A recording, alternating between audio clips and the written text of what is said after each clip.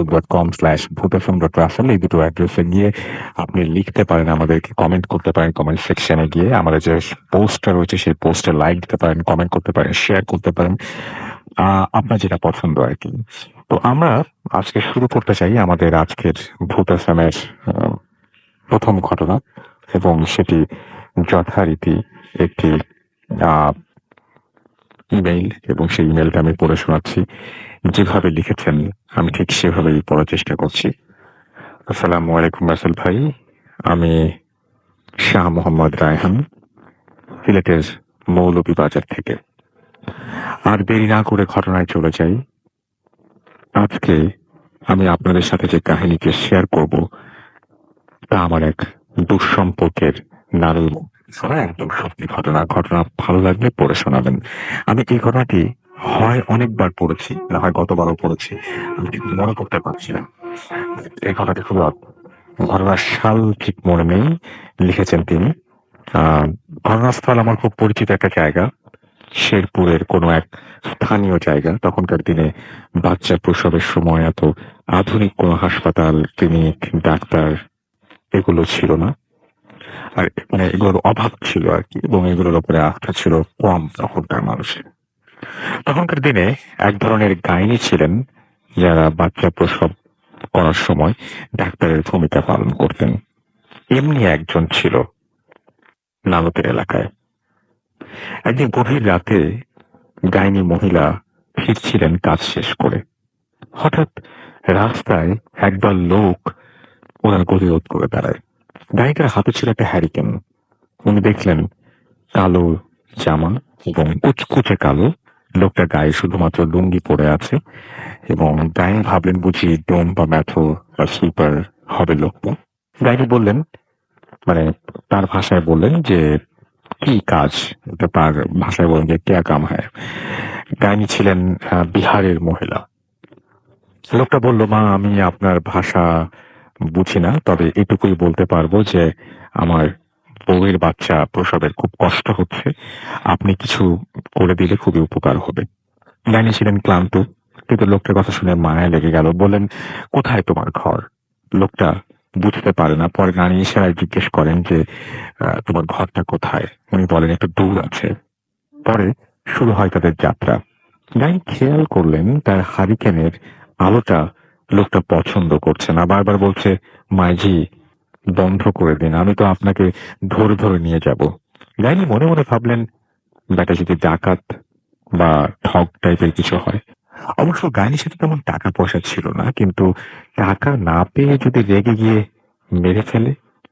এসব ভাবতে ভাবতে উনি জায়গাটা খেয়াল করেন।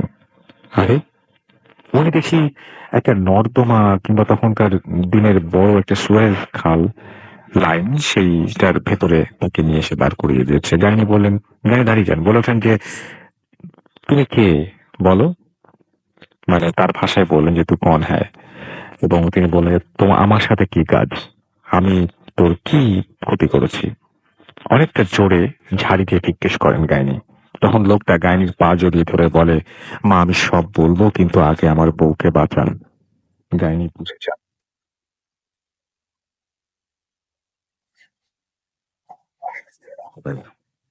সারা জীবন শুনে এলেন ভূত পেতনির কথা, আছে কিনা তাদেরই একজনের পাল্লায় পড়ে তার আস্তানায় এসে পড়লেন। লোকটা একটা ঝুপড়িতে ঢুকে গেল আগে আগে। বেরিয়ে এসে গাইনিকে ডাকলো, মাইটি আসুন, ভেতরে ভয় নেই। লোকটা লুঙ্গি তার জায়গায় নেই, মনে হচ্ছে বড় কোনো বানর, সারা গা লোম ভর্তি। এ কি সেই লোক যে তাকে এতটা দূর নিয়ে এলো? আওয়াজ কিন্তু আগের মতোই। গাইনি ঝুপড়ির ভেতরে প্রবেশ করলেন, এবং সেটাই তার জীবনের শেষ। এতদিন ধরে শুনে আসছিলেন ভূত পেতনির কথা, আজকে মানুষ রূপে ধরে তাকে তুলে নিয়ে এলো। এটা কি জিনিস? পেতনি না, পেতনি তো মেয়ে ভূত হওয়ার কথা। এটা তো ছেলে। এদের কি বলে? আফসোস, নাম না জানা এক প্রাণীর কাছে মরতে হবে। তার কাছে হিসেব আছে যে এ পর্যন্ত 70টা বাচ্চার প্রসবের সাক্ষী তিনি। একটাও বাচ্চা মারা যায়নি তার হাতে। হায়, আজকেও তার প্রিয় পেশার কথা বলেই এখানে নিয়ে আসা হয়েছে তাকে। যাক, যা হওয়ার হবে। জীবনে 7 বছর পার করে ফেলেছেন, মরে গেলেও আফসোস নেই। কে জানে এদের হাতে মারা গেলে হয়তো আল্লাহ গুনাহ মাফ করে দেবেন। উনি ঝুপড়িতে প্রবেশ করলেন এবং হারিকেনও নিভু নিভু। কি দেখেছিলেন শুনি বাংলায়। এমনিতে নর্দমার গন্ধে টেকা যাচ্ছিল না। ঝুপড়ির ভেতর যেন পচা মাছের গন্ধে বমি চলে আসছিল বারবার। এই ভেবে বমি করিনি, কারণ যদি রেগে যায় চিন্তা। এখন আর অন্ধকার আগের চেয়ে দ্বিগুণ হয়ে গেছে। আগুনের ভাটার মতো চোখ জল জল করছে, হামাগুড়ি দিয়ে হাঁটছে। কে বলবে একটু আগে এই লোকটাই তাকে হাতে পায়ে ধরে নিয়ে এলো। গাড়ি দেখলেন ঝুঁপির কোনো এক কোণে হুবহু যেটা তাকে নিয়ে এলো, ওইটাই যেন মেঝেতে পড়ে আছে। কিন্তু এটা বাচ্চা হচ্ছে, বাচ্চার মাথাটা শুধু বেরিয়ে আছে কোনোভাবে। উনি ওনার কাজ শুরু করে দিলেন। মহিলা ভূত তার সাথে কোনো কথা বলছে না। একেবারে সহজ কাজটা করতে 8 ঘন্টাও লাগতো না। এরা দেখতে যেমন, বাচ্চাটাও তেমন। কাজ হবার ফাঁকে কবে হারিকেন নিভে গেল জানেনও না তিনি। কিন্তু কোনোভাবে ওনার আলোর অভাব হলো না। আশ্চর্যের ব্যাপার, গাড়ি নাকি গন্ধটাও আর আসছে না। কাজ শেষ হওয়ার পরে দেখলেন বাইরে পরিষ্কার হওয়ার জন্য পানি, গামছা, এগুলো। শুদ্ধ হাওয়া, বাচ্চার কান্না শুনেছেন। কেমন বিরান জায়গা, শুনলে যে কেউ হার্ট অ্যাটাক করবে নির্ঘাত। কিন্তু ওনার কাছে খারাপ লাগছে না। বাচ্চা তো বাচ্চাই। লোকটা তার দিকে এগিয়ে আসছে দূর থেকে। কে জানে কই গিয়েছিলেন। হঠাৎ দূর থেকে অনেক আস্তে আস্তে আজানের আওয়াজ ভেসে এলো। উনি বসে বসে আজান শুনলেন। বাচ্চাটার কান্নাও থেমে গেল। ওই লোকটাও কোথায় যেন চলে গেল। যাই হোক, যাওয়ার আগে বাচ্চাটাকে দেখে আসা ভালো, সব ঠিকঠাক আছে কিনা। উনি ঝুপড়ির ভিতরে গিয়ে ভোরের আলো দেখলেন। কোথায় বাচ্চা, কোথায় মা? ঝুপড়িময় কয়েকশো ছোট্ট মাছের মাথা ছড়ানো আছে। এদিকে কোনো প্রাণীর অস্তিত্বই তিনি খুঁজে পেলেন না। ডাইনি বুঝে গেলেন যা হওয়ার তাই হয়ে গেছে। এ সময় তাদের পাত্তা দেয়া লাগানো যাবে না। দিনের আলো ফুটতে আর বেশি বাকি নেই। দ্রুত এই জায়গা ছেড়ে বাসার পথে রওনা হতে হবে। উনি দ্রুত পা ফেলে বাসার পথে রওনা হলেন এবং ভাবলেন এসব কথা কাউকে বলতে গেলে সবাই তাকে পাগল ভাববে। নিজ এলাকায় উনি ছিলেন। তিনি কাউকে এই ঘটনার কথা বলা থেকে বিরত থাকলেন, মারা যাওয়ার 9 দিন আগে পর্যন্ত। মারা যাওয়ার আগে একবার তার নাতি, তার বন্ধু বান্ধবীরা তাই খুব বেশি ভূতের গল্প শোনানোর জন্য বিরক্ত করতে লাগলো। তাদের মধ্যে আমার নানুও ছিলেন। তখন তার বয়স ছিল 14 বছর। গাইনি বিবি বাচ্চাদের বললেন কি যায় আসে তাদেরকে বললে। এই ভেবে উনি একদিন ঝড় তুফানের রাতের এই গল্পটা বলেন, যেটা আমরা শুনেছিলাম। এর পরের দিন থেকেই ওনার শরীর মারাত্মকভাবে খারাপ হয়ে যায়। উনি কথা বলার ক্ষমতা হারিয়ে ফেলেন। কোনো খাওয়া মুখে তুলতে পারেননি মারা যাওয়ার আগ পর্যন্ত। শুধু মারা যাওয়ার আগে জমজমের পানি পান করেই তিনি মারা যান। মারা যাওয়ার সময় ওনার বয়স হয়েছিল 97 বছর। উনি বিহারের মেয়ে ছিলেন, লম্বায় ছিলেন 6 ফিট। তার ছেলে মেয়েরা তাকে বলতেন সারা জীবন তাদের মাকে দাঁড়িয়ে নামাজ পড়তে দেখেছেন, কখনো কোনো প্রকার অসুস্থতায় পড়তে দেখেননি তাদের মাকে। মারা যাওয়ার আগ পর্যন্ত উনি 200-র অধিক বাচ্চা প্রসবের ধাত্রী ছিলেন। 14 জন সন্তানকে সে একা মানুষ করেছেন তিনি। এবং তার 14 সন্তান সহ ফেলে রেখে অন্যত্র চলে যাচ্ছেন। ছেলেরা বলে অনেক বছর ধরে তারা তাদের মায়ের ভেতর একটা অস্বাভাবিকতা লক্ষ্য করে আসছিলেন। সেটা হলো প্রায়শই গভীর রাতে তার মা বিড়বিড় করে একা একা কথা বলতেন। কথাগুলো এমন হলো, আরে তুই কেমন আছিস? বাহ, এটা তোর ওই বাচ্চাটা না? না না বাবা, আমার কিছু লাগবে না। আল্লাহ আমাকে অনেক দিয়েছে বাবা। শোন, তুই হুটহাট করে আসিস না। তোর বউ কই? না, আমি মরে গেলেও কাউকে কিছু বলবো না, তুই চিন্তা করিস না, ইত্যাদি। এসব কথাই হতো বিহারি ভাষায়। তার ছেলেমেয়েরা ভাবতো মায়ের বয়স হয়েছে তাই এমনি বিড়বিড় করেন। তবে সব ছেলেমেয়েরা বুড়ির কথার প্রতি উত্তরে এক ধরনের ফিসফিস শব্দ শুনত। এটা কেউ কাউকে বলতো না। আর কেউ মাকে এটা জিজ্ঞেসও করেনি কোনোদিন, মা তুমি কার সাথে কথা বলো? যদি মা কষ্ট পান এই ভেবে ছেলেমেয়েরা, যদি ভাবেন ছেলেমেয়েরা তাকে পাগল ভাবছে। সবাই এটাও ভেবেছিলেন ওই দিন নাতি নাতনিদের বলা গল্পটা মোটেও গল্প নয়, এটা যোগসূত্র হলো মায়ের সেই বিড়বিড় করে কথা বলা, মরে গেলেও বলবো না। এই ছিল ভূত এফএমে আমার পাঠানো প্রথম ঘটনা। ভালো লাগলে পড়ে শোনাবেন। শাহ রায়হান, মৌলভীবাজার, সিলেট। তো এই ছিল ঘটনা। আশা করছি যে এই ঘটনাটি আপনাদের যথেষ্ট আনন্দ দিতে পেরেছে। যদি এতটুকু আনন্দ দেয় তাহলে আমি নিজেকে সার্থক মনে করব। আর এরকম ঘটনা যদি আপনাদের কাছে থাকে তাহলে আপনারাও পাঠিয়ে দিন ভূত এফএম radio40.fm অ্যাড্রেসে, এবং আপনি চাইলে আপনার ঘটনা লিখে পাঠাতে পারেন, রেকর্ড করতে পারেন। এটা আপ টু ইউ। আমরা চলে যাব আমাদের প্রথম অতিথির কাছে। আপনার নামটা প্লিজ একটু বলবেন, আপনি কোথা থেকে এসেছেন, তারপর আপনার ঘটনায় যাব। আসসালামু আলাইকুম লিসেনার্স, আমার নাম আলী সুফনাথ। আমি এসেছি এলিট ফোর্স সিকিউরিটি সার্ভিসের পক্ষ থেকে। আমার প্রথমে ঘটনা আসে আমি, তার আগে আমি একটু বর্ণনা দিতে যাচ্ছি যে আমার মা নেই, আমি আর আমার বাবা কোনো এক সময় একটা ব্যাচেলার বাসায় থাকতাম। তো গত জুলাই মাসে আমি বিয়ে করি। তো সেই সূত্রে আমি যেখানে জব করি সেই জায়গাটা হলো একটা ট্রেনিং একাডেমি। আর আমাদের ওখানে ডিফেন্সের যেমনটা ট্রেনিং দেওয়া হয় অমনটা ট্রেনিং দিতে হয়। আমরা কোথায়, কোন জায়গা, কোন জায়গার নাম, এগুলো অ্যাভয়েড করব। ওকে, থ্যাংক ইউ। তো যেটা বলছিলাম যে সেখানে আমার 6:30 বাজে ফলিং হতে হয় বলে আমি তার পাশেই একটা বাড়িতে ভাড়ায় উঠি, একটা ফ্ল্যাটে। তো প্রথমে আমি একটু ফ্ল্যাটের বর্ণনাটা দিই। সেটা হলো এই যে ফ্ল্যাটটা হলো একটা 3 তলা ভবন। ফ্ল্যাটের ডান পাশে এবং বাম পাশে মানে পূর্ব এবং দক্ষিণ পাশে সমস্তটাই ফাঁকা জায়গা।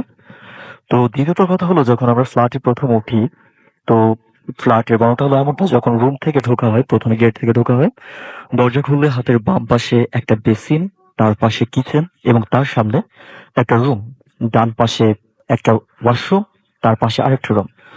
তো আমি আর আমার স্ত্রী আমরা দুজনে কিচেনের পাশে যে রুমটা আছে সেই রুমটার মধ্যে ঢুকি। তো এবার ঘটনা হচ্ছে এই যে যে যখন আমরা রুমটার মধ্যে ঢুকি, রুমের পূর্ব এবং দক্ষিণ পাশে একটা সজনা এবং নিম গাছ।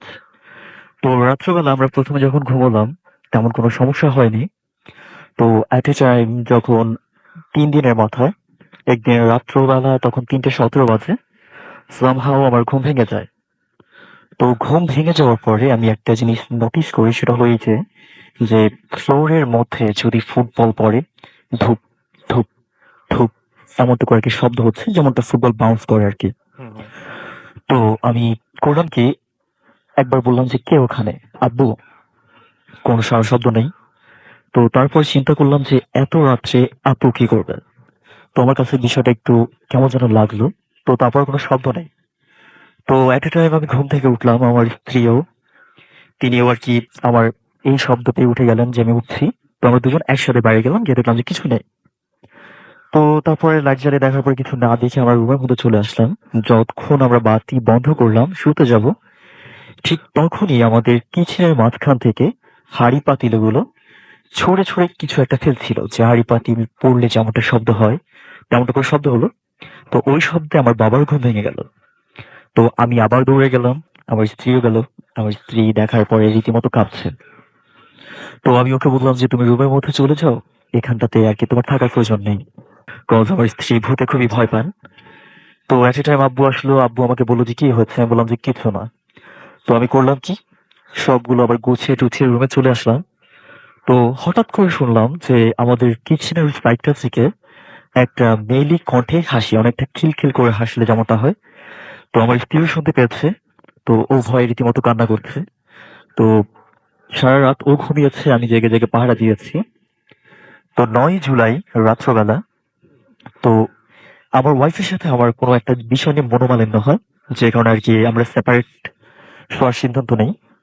তো যখন আমরা সেপারেট শুলাম, তো সকালবেলা 6:30 বাজে আমার ফলিনে যেতে হয়। তো ঘুম থেকে আমার ঘুম ভাঙলো এমনটা যে আমার ডান পায়ের হাঁটুতে মানে প্রচন্ড ব্যথা, যেমনটা এমন মনে হয় যে পায়ের উপরে যদি কেউ হাতুড়ি বা এই টাইপের কোনো কিছু দিয়ে খুব সজোরে আঘাত করে। তো ব্যথা, আমি ঘুম থেকে উঠলাম, দাঁড়া হতে পারছিলাম না। কোনো ক্রমে আমি অফিস গেলাম। তো রাত্রবেলা যখন বাসায় ফিরলাম চিন্তা করলাম যে আমার স্ত্রী, নতুন বিয়ে হচ্ছে, কনভিন্স করে নেওয়াটা উচিত। তো এট এ টাইম আমি তাকে কনভিন্স করে নিলাম এবং তার সাথে আমি কথা বলছি। তো গল্প করতে করতে একসময় তাকে বলে ফেলি যে তুমি কি জানো আজকে সকালবেলা আমার ঘুম ভেঙেছে কিভাবে। আমার পায়ে প্রচন্ড ব্যথা ছিল, আর আমার পায়ে একটা আঁচড়ের দাগ দেখো। আমার স্ত্রী শুনে রীতিমতো ঘাবড়ে গেলেন, এবং তিনি আর কি, ও কি করবে যে, ও অনেকটা কান্না করার মতো বলে যে, কি বলো, কোন পায়ে? আমি বললাম যে ডান পায়ে। তো বললো যে দেখো তো। তো আমিও দেখলাম যে একটা জিনিস, ওরও ঠিক হাঁটুতে আমার মতন যেমনটা দাগ, ঠিক তেমনটা। বলে যে সকালবেলা আমার পায়ে প্রচন্ড ব্যথা ছিল, আমি একদম দাঁড়া হতে পারছিলাম না। ও বলছিল যে আমার পিঠের দিকটা তো অনেক জ্বলছিল। তো আমার বিষয়টা কেমন যেন লাগলো। আমি ওর ঘাড়ের উপর থেকে চুলগুলো সরিয়ে দেখলাম যে ওর ঘাড়ের উপর থেকে নিচ পর্যন্ত মানুষের নখের আঁচড়ের চাইতে একটু মোটা টাইপের 5 আঙ্গুলের একটা দাগ, যেমনটা আঁচড় কাটলে হয়। তো আমি আর ওকে অভয় দিলাম, ও কান্নাকাটি করছে। তো বিষয়টা জানাজানি হওয়ার পরে তেমনটা কিছু ঘটলো না। 14ই জুলাই আমার জন্মদিন ছিল। তো বলতে ভুলে গিয়েছি, আমি একজন শেফ।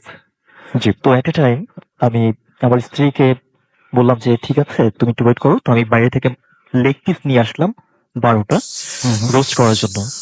তো ওকে বললাম যে তুমি থাকো, আমি রান্না করব। হুম হুম। তো আমি রান্না করছি, লেগ পিস গুলো ফ্রাই করব। তো কোনো একটা কারণে আমি রুমের মধ্যে আসার পরে দেখি যে আমার ওয়াইফ টিভি দেখছে। যখন আমি রান্নাঘরে আবার ব্যাক করে দেখি যে আমার 12 পিস যে মুরগির মাংস ছিল, লেগ পিস, সেখান থেকে একটি নেই। তো আমার স্ত্রী এর আগেও ভয় পেয়েছে, হয়তো বা ভয় পাবে, সেজন্য আমি ওকে বললাম যে আমি মুরগি ফ্রাই করার পরে খেয়ে ফেলেছি। তো গেল সেটা। তো রাসেল ভাই, এখানে বলা বাহুল্য যে আমরা রাত্রবেলা খাবার খাওয়ার পরে যে এই হাড়গোড় গুলো ছুরির মধ্যে ফেলেছিলাম, হ্যাঁ। সকালবেলা ঘুম থেকে ওঠার পরে যখন ময়লা গুলো ফেলতে যাব, তো সেখানে একটাও হাড়ের টুকরো ছিল না। তো জিনিসটা দেখে আমি মোটামুটি অবাক হই। তো এটাই শেষ নয়, এরপরে একদিন রাত্রবেলা আমি বাসায় ফিরি, আর বলা বাহুল্য যে আমার বাসায় কোনো সিকিউরিটি গার্ড নেই। তো চাবি আমার কাছে থাকে, আমার বাবার কাছে থাকে। তো আমি বাসায় আসলাম, আর রুমটা লক করা থাকে নর্মালি, বাইরে দিয়ে চাবি দিয়ে খোলা যায়। তো যখন আমি রুমের মধ্যে ঢুকলাম, ঢোকার পরে আমি দেখছি যে আমাদের ড্রয়িং রুমের লাইটটা জ্বলছে, বেডরুমের লাইট বন্ধ, দরজা খোলা। আমার স্ত্রী জানলার দিকে মুখ করে বসে আছে। তো আমি ওকে দেখে স্বাভাবিক, ওকে সবসময় আর কি একটু খেপানোর চেষ্টা করি। তো বললাম যে কি ব্যাপার, ভূতের মতন বসে আছে কেন? তো একটা খিলখিল করে হাসি দিল, অনেকটা চাপা স্বরে। তো বললাম যে তুমি ভাত বাড়ো, ক্ষুধা লেগেছে, অনেক অনেক ক্ষুধা লেগেছে, আমি ফ্রেশ হয়ে আসছি। তো দরজার পাশে যে ওয়াশরুমটা আছে, সচরাচর আমরা ওই ওয়াশরুমটা ইউজ করি। তো আমি দরজা গিয়ে যখন ধাক্কা দিলাম, দেখলাম যে দরজা বন্ধ, দরজার ভেতরে হালকা লাইট জ্বলছে। তো আমি ভাবলাম যে হয়তো বা বাবা এসেছেন। তো পাশেই বাবার রুম, দেখলাম যে এটা তো লক করা। তো আমি বললাম যে কে ভেতরে, আব্বু? তো ভেতর থেকে আমার স্ত্রী বললো যে আমি ভেতরে গোসল করছি, তুমি আব্বুরটাই যাও। তো একটু আগে আপনি কথা বলে এসেছেন আপনার স্ত্রীর সাথে, তিনি বাইরে ছিলেন, তাই তো? হ্যাঁ, তিনি বাইরে ছিলেন, দেয়ালের দিকে মুখ করে বসে আছেন। ইনফ্যাক্ট আমি তাকে বলার পরে তিনি হাসিও দিয়েছেন। হুম হুম হুম। এমনকি আমি তাকে বলেছি ভাত দেওয়ার জন্য, ক্ষুধা লেগেছে। মানে আপনি দেখে এসে যখন রুমে আসলেন, তখন আপনি শুনছেন যে আপনার স্ত্রী, উনি আপনার ওয়াইফ, এবং তিনি বাথরুমের ভেতরে, হ্যাঁ, সে গোসল করছে। ওয়াশরুমের ভেতরে। সে আমাকে বলছে যে আমি ভেতরে গোসল করছি, তুমি আব্বুর রুমে যাও, ওকে। আব্বুর যে ওয়াশরুম আছে ওটাতে যাও। তো এই মুহূর্তে আমি কি বলবো, আমি অনেকটা শকড। আমি যখন পেছনের দিকে ঘুরলাম, যে রুমের মধ্যে হালকা আলো যাচ্ছে, তো এমনটা মনে হচ্ছে যে অন্ধকারের মধ্যে যদি খুব গাঢ় কোনো একটা অন্ধকার কোনো কিছু হয়, সেটা জাস্ট ওই বসা থেকে উঠে দাঁড়ালো আর আমার দিকে ঘুরলো। আমি চেহারা কিছুটাই বুঝতে পারিনি, কোনো কিছুই বুঝতে পারিনি চেহারা। তবে তার চোখ দুটো যে হালকা লাল লাল হয়ে জ্বলছিল, সেটা স্পষ্ট দেখা যাচ্ছিল। তো এট এ টাইম সেটা করলো কি, পূর্ব পাশে যে জানালাটা আছে, সেই জানালার ওপাশে যে নিম গাছের সজনে গাছ আছে, ওদিকে লাফ দিয়ে চলে গেল। আচ্ছা। তো ওই মুহূর্তে আমি এতটা ভয় পেয়েছি, আমি ওখানেই বসে পড়ি, বসে পড়ে কান্না জোরে দেই, এমন কি জোরে জোরে আয়াতুল কুরসি পড়া শুরু করি। আমার স্ত্রীকে জোরে জোরে ডাকতে থেকে বের হও। তো আমার স্ত্রী আমার কান্না শোনার পরে তিনি ও করে কি যে ওই ভেজা অবস্থায় বের হয়, বের হয়ে বলে যে কি হয়েছে।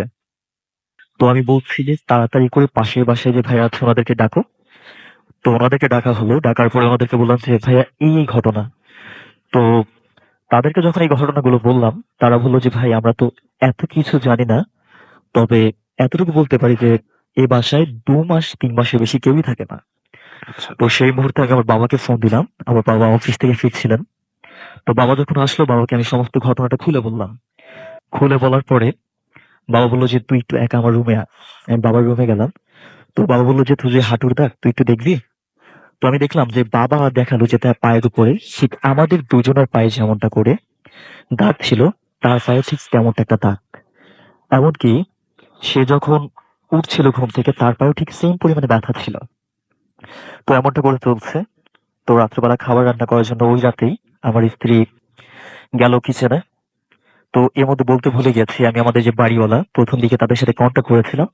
তারা বিষয়টা সম্পূর্ণরূপে অস্বীকার যায়। তারা বলে যে এখানে এমন কিছু হয় না, আমরা বিভিন্ন ধরনের ইসলামিক সংগঠনের সাথে জড়িত, এর আগে এমন কোনো কিছু ঘটেনি। তো তারা অ্যাভয়েড করে যায়। তো এমত অবস্থায় ওই রাত্রেবেলায় আমার স্ত্রী আবার রান্না করছিল। তো আমি ভয় পেয়েছি, রুমের লাইট জ্বলে। একই সাথে আমি আমার ফোনে সূরা ইয়াসিন সেটা ছেড়ে রেখেছিলাম। তো আমার স্ত্রী বারবার এসে দেখে যাচ্ছিল। তো আমি শুয়েছিলাম, টিভি দেখছিলাম। হঠাৎ করে আমার মাথার কাছ থেকে আমার স্ত্রীর ভোকাল ভোকালটা অনেকটা চাপা ছিল, এমনটা যে ভাজি খাবে।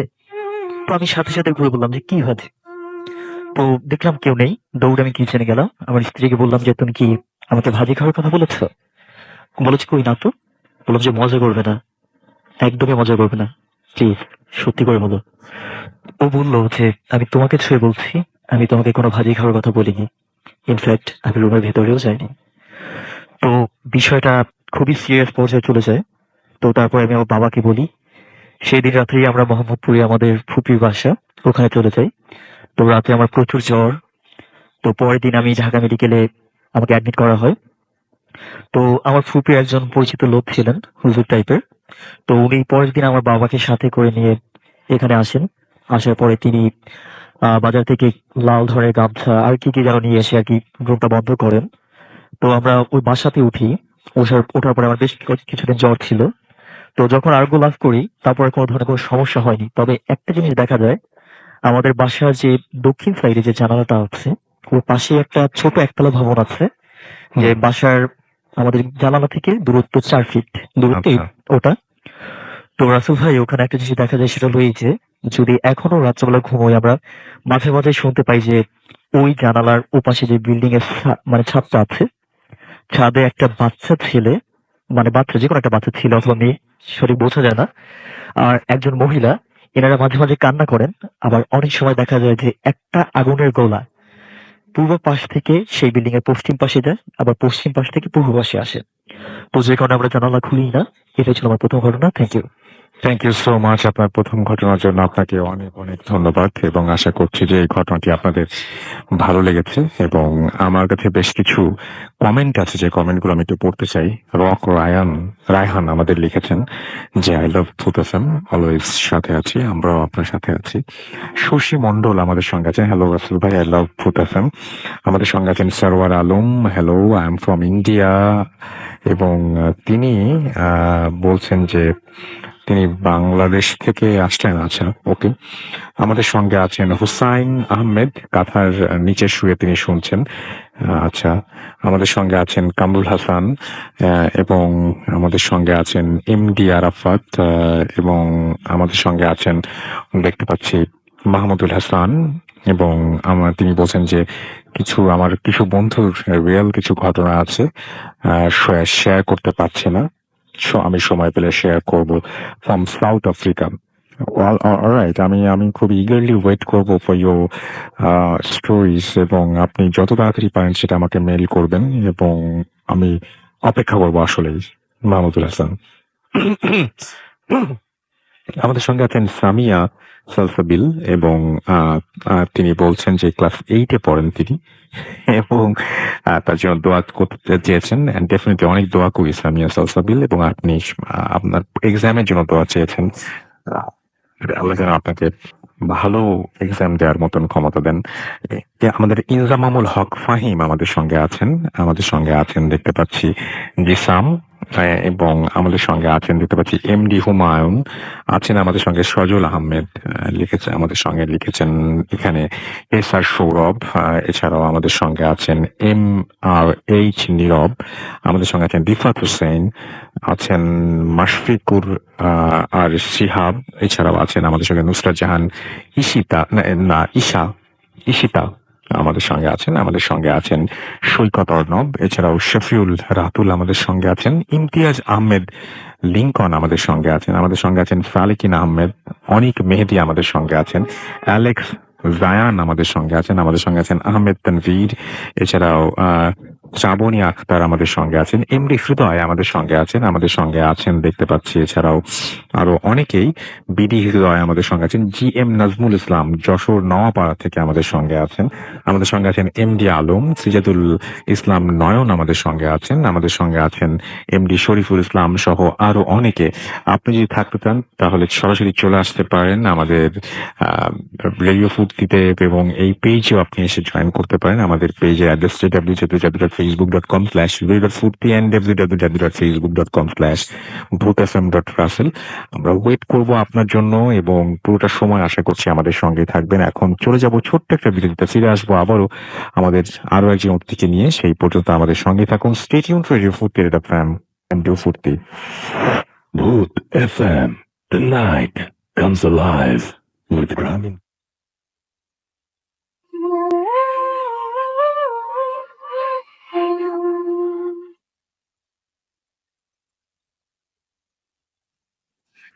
Welcome back. ঘড়িতে সময় রাত 12:29। শুনছেন সব সময়ের রেডিও ফুর্তি এফএম। আমি রাসেল আছি সাথে, এবং এই মুহূর্তে আমি চলে যেতে চাই আমাদের পরবর্তী কাছে। তবে তার আগে আপনাকে জানাতে চাই আমাদের আজকের যে এপিসোডটি, সেই এপিসোডে আমাদের 5 জন মোটামুটি গেস্ট আছেন যারা ঘটনা শেয়ার করবেন। তার মধ্যে একজন অলরেডি শেয়ার করেছেন, পরবর্তীতে হয়তো আবারও ফিরে আসবেন। আমাদের এই পুরোটা সময় যদি আপনি আমাদের সঙ্গে থাকতে চান তাহলে অবশ্যই আমাদের ফেসবুক পেজ ভিজিট করতে ভুলবেন না, which is www.facebook.com/radio.furti and www.facebook.com/bhutfm.russell। যারা অনেক বেশি ওয়ারিড যে ভূত এফএম এর আসল পেজ কোনটা, আমাদের যে ভেরিফাইড রেডিও ফুর্তির পেজ রয়েছে, সেই রেডিও ফুর্তির পেজে গিয়েই আপনি দেখবেন যে আজকের পোস্টার সঙ্গে আমাদের ভূত এফএম এর পেজের লিঙ্কটাও কিন্তু দেওয়া আছে। So it's very easy to find out, এবং আপনি সেখানে গিয়ে জাস্ট ক্লিক করলে আপনি আমাদের আসল পেজটাতে ল্যান্ড করবেন। আর আরেকটা জিনিস, সেটা হচ্ছে আমাদের যে ইমেল অ্যাড্রেস আছে সেই ইমেল অ্যাড্রেস একটু মনে রাখতে হবে। সেটা হচ্ছে bhutfm@radiofuርቲ.fm, which is BHWTFM@radio.fm। আপনার নাম, ঠিকানা এবং ফোন নাম্বার সহ এখানে শেয়ার করতে পারেন আপনার ঘটনা, পাঠিয়ে দিতে পারেন অডিও ক্লিপ, এবং আমাদের সাথে যারা দেশের বাইরে আছেন তারা সরাসরি অডিও ক্লিপ বা ইমেইল, যেটা ইচ্ছা সেভাবে শেয়ার করতে পারেন আপনার ঘটনা। আমরা চলে যাচ্ছি আমাদের পরবর্তী অতিথির কাছে। আপনার নামটা প্লিজ একটু বলবেন, কোথা থেকে এসেছেন, তারপর আপনার ঘটনায় যাবো আমরা। হ্যালো রাসেল ভাই, আমি সাদ্দাম খন্দকার উত্তরা থেকে এসেছি। জি, চলে যাই আপনার আমি ঘটনা। এখন যে স্টোরিটা বলবো এটা আমার ক্লোজ ফ্রেন্ড শিমুর কাছ থেকে শোনা। ও পেশায় একজন ডেন্টিস্ট।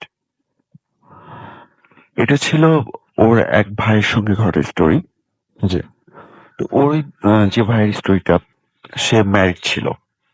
তো ম্যারিড থাকা সত্ত্বেও তার অন্য কোনো একটা জায়গাতে রিলেশন হয়, মানে রিলেশন ইনভলভ থাকে সে। এবং সেটা পরবর্তীতে যেটা জানা যায় যে তার যে ওয়াইফ, সেও অন্য আর একটা জায়গাতে রিলেশন ইনভলভ থাকে। সো দুজন দুই জায়গাতে রিলেশন ইনভলভ থাকে। দেন কোনো একটা টাইমে এটা জানাজানি হয়ে যায়, এবং জানাজানি হবার পর দুজনের মধ্যে বেশ ভালো একটা প্রবলেম সৃষ্টি হয়। দুজন ঝগড়াঝাটিতে লিপ্ত হয়ে পড়ে। তো এটা ওই ভাইটার ওয়াইফ হয়তো বা কোনোভাবে আর মেনে নিতে না পেরে তিনি সুইসাইড করার সিদ্ধান্ত নেন। তো এক পর্যায়ে তিনি সুইসাইড করে বসেন। তার সুইসাইড করার যে এটা ছিল, প্রক্রিয়াটা ছিল, তিনি ড্রেসিং টেবিলের গ্লাস ভেঙে সেটা, মানে তাকে লাস্টের সুইসাইড অবস্থায় যেভাবে পাওয়া যায়, তার গলার মধ্যে ড্রেসিং টেবিলের গ্লাস ভাঙা একটা টুকরো পাওয়া যায়। তো বেশ কিছুদিন ওই ভাইয়াটা মানে খুব নার্ভাস হয়ে পড়ে। তিনি মানে পরবর্তীতে এসে যেটা জানায় যে তার যে জায়গাটাতে রিলেশন ছিল, ওই মেয়েটা তার বেশ কিছুদিন পর তাকে ফোন করে। ভাইয়াটা ফোন রিসিভ করছিলেন না। তিনি আসলে খুবই আপসেট ছিলেন, সেটার কারণে তিনি ফোন রিসিভ করছিলেন না। এবং কোন একটা টাইম ওই মেয়েটা তাকে টেক্সট করে যে তুমি যদি ফোন রিসিভ না করো তাহলে ভীষণ প্রবলেম হয়ে যাবে।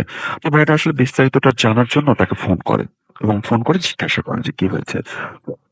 রাত তখন অলমোস্ট 1:30 হবে। তো মেয়েটা তাকে বলে যে এই মুহূর্তে আমাকে আমার বাসায় তোমাকে আসতে হবে। তো ভাইয়াটা আসলে তাকে বলছিলেন যে এত রাতে তোমার বাসায় যাব, এতে তোমার প্রবলেম হবে এবং আমারও প্রবলেম হবে, যেহেতু তুমি এখনো আনম্যারিড এবং তোমার ফ্যামিলির কেউ জানে না আমাদের এই রিলেশনের কথাটা। মেয়েটা আসলে একটু মানে অ্যাবনর্মাল কোয়ালিটির ছিল, মানে অ্যাবনর্মাল বলা ঠিক হবে কিনা জানি না, মানে জেদি ছিল। এখন আসতে বললে এখনই আসতে হবে, এরকমটা ছিল, এবং সে এরকমই একটা ইয়ে করে যে না এখনই আসতে হবে। তো ভাইয়াটা কোনো উপায় না পেয়ে এবং লাস্টে গিয়ে তিনি বলে যে তুমি যদি না আসো আমি সুইসাইড করবো, নানা রকম ভয় তাকে দেখায়। তো ভাইয়া বললো যে ঠিক আছে আমি আসছি। তো ভাইয়া তার বাসার দিকে যায় এবং মেয়েটা থাকতো 3 তলাতে। তার বাসার সামনে গিয়ে ভাইয়া যখন আম, ইসে যায়, মানে ভেতরে যায়, ঢোকার পর তিনি দেখে যে সিঁড়ির নিচে, মেয়েটা 3 তলাতে থাকতো, তো সিঁড়ির নিচে ওই মেয়েটা দাঁড়িয়ে আছে। এবং মেয়েটা যে খুব বেশি স্মার্ট ছিল তেমনটা না, অনেক বেশি সুন্দর ছিল তেমনটা না। মেয়েটার মধ্যে মানে কেমন যেন একটা মাধুর্যতা কাজ করছে, মানে মাধুর্য দেখাচ্ছিল সবকিছু মিলে। তো ভাইয়া ওই মেয়েটার দিকে তাকিয়েছিল যে মানে হঠাৎ করে এতটা চেঞ্জ দেখে তিনি তাকিয়েছিল এবং তাকে জিজ্ঞাসা করছে যে এত রাতে তুমি নিচে এসে দাঁড়িয়ে আছো। তো মেয়েটা কোনো কথা বলছে না, বলছে যে তোমার জন্য দাঁড়িয়ে আছি, জাস্ট এতটুকু বললাম। এরপর মেয়েটা ভাইয়ার দিকে আস্তে আস্তে এগিয়ে আসে, ভাইয়াকে জড়িয়ে ধরে। জড়িয়ে ধরার পর আস্তে আস্তে মেয়েটা মানে চিৎকার শুরু করে, চিৎকার করছে এভাবে। তো ভাইয়া তো মানে ভয় পাচ্ছে যে হঠাৎ এত এত রাতে এভাবে চিৎকার করছে, আম, অনেকে হয়তো বা জেনে যাবে বা আশেপাশে সবাই টের পেয়ে যাবে, সেটার জন্য মেয়েটা মানে খুব ভয় পাচ্ছে। তো মেয়েটা আস্তে আস্তে আরো জোরে চিৎকার করছে। এরপর মেয়েটা এরপর মেয়েটার চিৎকার আস্তে আস্তে থেমে মানে কমে যায়। তো ভাইয়া তাকে জিজ্ঞাসা করে কি হয়েছে, তুমি এমন করছো কেন? মেয়েটা তার পেছনের দিকে আঙ্গুল দিয়ে আহ, ভাইয়াকে দেখতে বলে যে পেছনে তাকাও, দেখো কি। হঠাৎ করে রাসেল ভাই এরপর ভাইয়া তাকিয়ে দেখে যে তার যে ওয়াইফটা মারা গিয়েছিল সেই ওয়াইফটা ওইখানে দাঁড়িয়ে আছে এবং ঠিক যেভাবে মারা গিয়েছিল, গলার মধ্যে গ্লাসের টুকরা ঢোকানো, ঠিক ওইভাবেই তার ওয়াইফ দাঁড়িয়ে হাসছিল এবং তার গলা দিয়ে গল গল করে রক্ত বের হচ্ছিল। এরপর ভাইয়া ওখানে সেন্সলেস হয়ে যায়। তো পরদিন সকালবেলায় আশেপাশে সবাই জানাজানি হয় যে এখানে একজন পড়ে আছে। সবাই আসে তাকে তোলে এবং তার কাছে জিজ্ঞাসা করে। তো ভাইয়া কোন একটা টাইমে বলে দেয় যে আমাদের মাঝে এরকম রিলেশন ছিল, এই ঘটনা আমি গতকাল রাতে এটা হয়েছে এভাবে দেখেছি। তো মেয়েটার বাবা ডিটেলসটা শোনে। মেয়েটার বাবা যেটা বলে সেটা ছিল সত্যি মানে অবিশ্বাস্য একটা, মানে অবিশ্বাস্য কথা। মেয়েটার বাবা বলেন যে এই মেয়েটা নাকি গতকাল রাতে তার মায়ের কাছে সারাটা রাত ধরে ছিল। তবে হ্যাঁ মেয়েটা মানে এই ছেলেটার কথা বলে, এই ভাইটার নাম ধরে চিৎকার চেঁচামেচি করে, বাট মেয়েটার বাবা তাকে চিনতো না, জাস্ট শুধু ওই ফার্স্টই তার নামটা শুনেছে। তো চিৎকার করে, চিৎকার করবার পর মেয়েটার মা সারাটা রাত মেয়েটাকে নিয়ে শুয়েছিল। তো ওই মেয়েটা ওই দিন রাতে নিচে আসেনি। এটাই ছিল রাসেল ব্রাহ্মের স্টোরি। অনেক ধন্যবাদ আপনার ঘটনার জন্য, এবং আশা করছি এই ঘটনাটি আপনাদের ভালো লেগেছে। আমরা আবারও আমাদের প্রথম অতিথির কাছে চলে যাব এবং আমাদের প্রথম অতিথির কাছে আমরা আরো একটা ঘটনা শুনবো। আর এর মাঝে আপনারা যারা চাচ্ছেন যে আমাদের সাথে ইমেইলে যোগাযোগ করবেন বা আমাদের সাথে ফেসবুকে যোগাযোগ করবেন, তারা চাইলে যোগাযোগ করে ফেলতে পারেন। আমরা চলে যাচ্ছি আমাদের প্রথম অতিথির কাছে, তার কাছে তার দ্বিতীয় যে ঘটনাটি সেটা শুনবো। আপনার নামটা প্লিজ আরো একবার বলবেন, তারপর আপনার ঘটনায় যাব। আসসালামু আলাইকুম। ইটস আলী শফনাথ ওয়ান্স এগেন। রাসেল ভাই, এবার যে আমার ঘটনা, এই ঘটনাটা আসলে হলো আমার যেখানে আমি বর্তমানে জব করছি, আমাদের প্রশিক্ষণ ক্ষেত্র হুম। ওখানটাতে। তো প্রথমে একটু শুরুতে আমি একটু বর্ণনা দিচ্ছি দর্শকদের, মানে শ্রোতাদের বোঝার জন্য। তো আমাদের সাইদনগরে আমাদের ট্রেনিং একাডেমি একটা জায়গার নাম বা কোনো আচ্ছা, কিছু ঠিক আমরা আছে, এখানে সরি। এগুলোকে না বলি। তো একটা হলো যে গার্ডদের ট্রেনিং একাডেমি, আর একটা হলো ডগ যে আছে কুকুরদের ট্রেনিং একাডেমি। তো দুটোর মধ্যে ডিস্টেন্স মোটামুটি 500 মিটারের মতো। তো ঘটনাটা হলো 1988 সালের দিকে। তো আমাদের ওখানে যারা প্রশিক্ষণ দেন তারা সবাই হলো ডিফেন্সের অবসরপ্রাপ্ত অফিসার, তাদের একজনের মুখ থেকে শোনা। তো স্যার যেমনটা করে আমাকে বলেন, যখন 1988 সালে প্লাবন হয়, তো তৎকালীন সময় ওই এলাকাটা এতটা ডেভেলপ ছিল না। যে এখন যেমনটা বাসা বাড়ি উঠেছে বা যেমনটা, তো তখন এমনটা ছিল না। চারদিকে আপনার পানি ছিল। তো আমাদের প্যারেড গ্রাউন্ড থেকে শুরু করে আমাদের সামনে অংশটা প্যারেড গ্রাউন্ড, ওখান থেকে ডগস ট্রেনিং একাডেমি পর্যন্ত একটা বড় ঝিল টাইপের কিছু একটা ছিল। তো রাত্রেবেলা সবাই মাছ ধরতো। স্থানীয় দুজন লোক ছিল, একজনের নাম আব্দুল মালিক, একজনের নাম মতিন। তো দুই ভাই মাছ ধরার জন্য গিয়েছে। তো রাত তখন আনুমানিক 12:30 কি 1টার মতন হবে। তো যখন ওরা মাছ ধরছিলেন, তো ঝিলটা যে ছিল ওনারা দেখলেন যে ওনাদের পাশেই, ওনাদের কাছ থেকে অ্যারাউন্ড 20 ফিট কি 25 ফিট দূরে একটা ডিঙি নৌকো ভাসছে, তার মধ্যে দুজন তাদের বিপরীত মুখী হয়ে মাছ ধরছে। আর তারা কি যেন বিড়বিড় করে গল্প করছে। আচ্ছা। তো যারা মাছ ধরতে গিয়েছেন আব্দুল মালিক আর মতিন, তো আব্দুল মালিক যে, তার হাতে ছিল টর্চ লাইট, ব্যাটারি চালিত টর্চ লাইট। আর আব্দুল মতিন যে, ওনার হাতে ছিল মাছ ধরার কোচ, যেটা দিয়ে মাছ ধরে। তো যখন ওনারা মাছ ধরছিলেন, তো ওনারা ডাকলেন যে ভাই কারা আপনারা। তো রাসেল ভাই ওনাদের ডাকা সত্ত্বেও ওনারা কোনো রেসপন্স করছিল না। ওনারা ওনাদের নিজেদের মতন করে কথা বলে যাচ্ছিল একের পর এক। তো এট এ টাইম লোক দুটো বিরক্ত হয়ে, মানে অনেক জোরে ডাকাডাকি করে। আর বুঝতেই পারছেন যে পাশাপাশি প্রায় 20 ফিট দূরত্ব, ডাক দিচ্ছে, শুনছে না। তো এট এ টাইম যে মাছ ধরার নৌকোতে যারা মাছ ধরছিল, তারা ওনাদের দুজনের দিকে ঘুরে তাকায়। তো ঘুরে তাকানোর পর রাসেল ভাই ওনার যে জিনিসটা দেখে, নৌকোতে যে দুজন লোক আছে তারা দেখতে হুবহু ওই আব্দুল মালিক আর মতিনের মতো। আচ্ছা। এটা দেখার পরে দু ভাই প্রচুর ভয় পান এবং অবশেষে ওনারা করেন কি, দৌড় দেন। তো আব্দুল মালিকের হাতে টর্চ লাইট থাকার কারণে উনি করেন কি, দৌড়ের সামনে চলে আসেন। আর ওনার ভাই যে মতিন ছিল, উনি হুম, পেছনে পড়ে যান। আচ্ছা। তো আব্দুল মালিক যথারীতি বাড়িতে গিয়ে পৌঁছন এবং তিনি আর কি এতটাই ভীত ছিলেন যে উনি কথা বলার মতন সিচুয়েশনের মধ্যে ছিলেন না। তো তখন স্থানীয় যারা লোক আছেন তাদেরকে ডাকেন। তারা আসেন, আসার পরে তারা দেখেন যে এই কাহিনী তাদেরকে খুলে বলা হয়। আচ্ছা। তো অর্ধ ঘন্টা, মানে আধা ঘন্টা পরে ওখানে যারা লোক ছিল তারা লাইট, বাঁশ টাস এগুলো নিয়ে বাইরে বের হয়। বের হওয়ার পরে দেখছেন যে কিছু দূর হাঁটতে দেখেন যে ওই যে মতিন, যিনি পেছনে পড়ে গিয়েছিলেন, তিনি আস্তে আস্তে করে সামনের দিকে আসছেন। তো তাকে দেখে মনে হচ্ছে না যে তিনি ভয় পেয়েছেন বা তাদের সাথে কিছু ঘটেছে। তো যথারীতি ওই যে আব্দুল মতিন ছিল, ওনাকে বাসায় নেওয়া হয়। তো রাত্রেবেলা ঘুমিয়ে পড়েন। তো ফজরের আজানের কিছুক্ষণ পূর্বে হঠাৎ আব্দুল মালিকে তিনি শুনতে পান যে ওই মতিন, ওনার ঘর থেকে ওনার স্ত্রীর চিৎকারের শব্দ আসছে। তো উনি দৌড়ে গেলেন, গিয়ে দরজা দিয়ে ভিতরে ঢুকলেন। দরজা আটকানো ছিল, তিনি দরজা ভেঙে ভিতরে ঢুকলেন। গিয়ে দেখেন যে ওনার যে ভাবি ছিলেন, যে আব্দুল মতিনের স্ত্রী, তিনি নিচে পড়ে আছেন এবং তার ঘাড়ের উপরে, তার যে ঘাড়ের উপরে একটা কামড়ের দাগ আর গোল গোল করে রক্ত মানে বের হচ্ছে। আচ্ছা। তো তৎকালীন সময় ঢাকা সিটিটা এত ডেভেলপ ছিল না। তো পুরন ঢাকায় কোনো একটা হসপিটালে তাকে ভর্তি করা হয়। তো ভর্তি করা হয়। তো তারপরে হয় কি, তারপরে আব্দুল মালিক যে, তিনি তার পরের দিন রাত্রেবেলা শুনতে পাচ্ছেন যে ওনার যে ভাই মতিন, তাকে আর খুঁজে পাওয়া যায়নি ওই রুমের মধ্যে, তিনি ছিলেন না। তো ওনার ভাই মতিন বাইরে থেকে ওনাকে ডাকছে।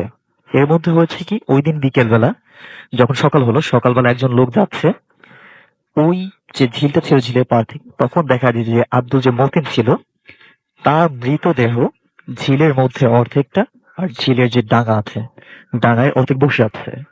যখন আর কি বসে আছে বলতে পড়ে আছে, যখন ওনাকে ধরে তোলা হলো, ওনার যে ঘাড় ছিল, ঘাড়ে যে হাড় ছিল, সেই হাড়টা সম্পূর্ণই আলাদা হয়েছিল, মানে ভেঙে গিয়েছিল।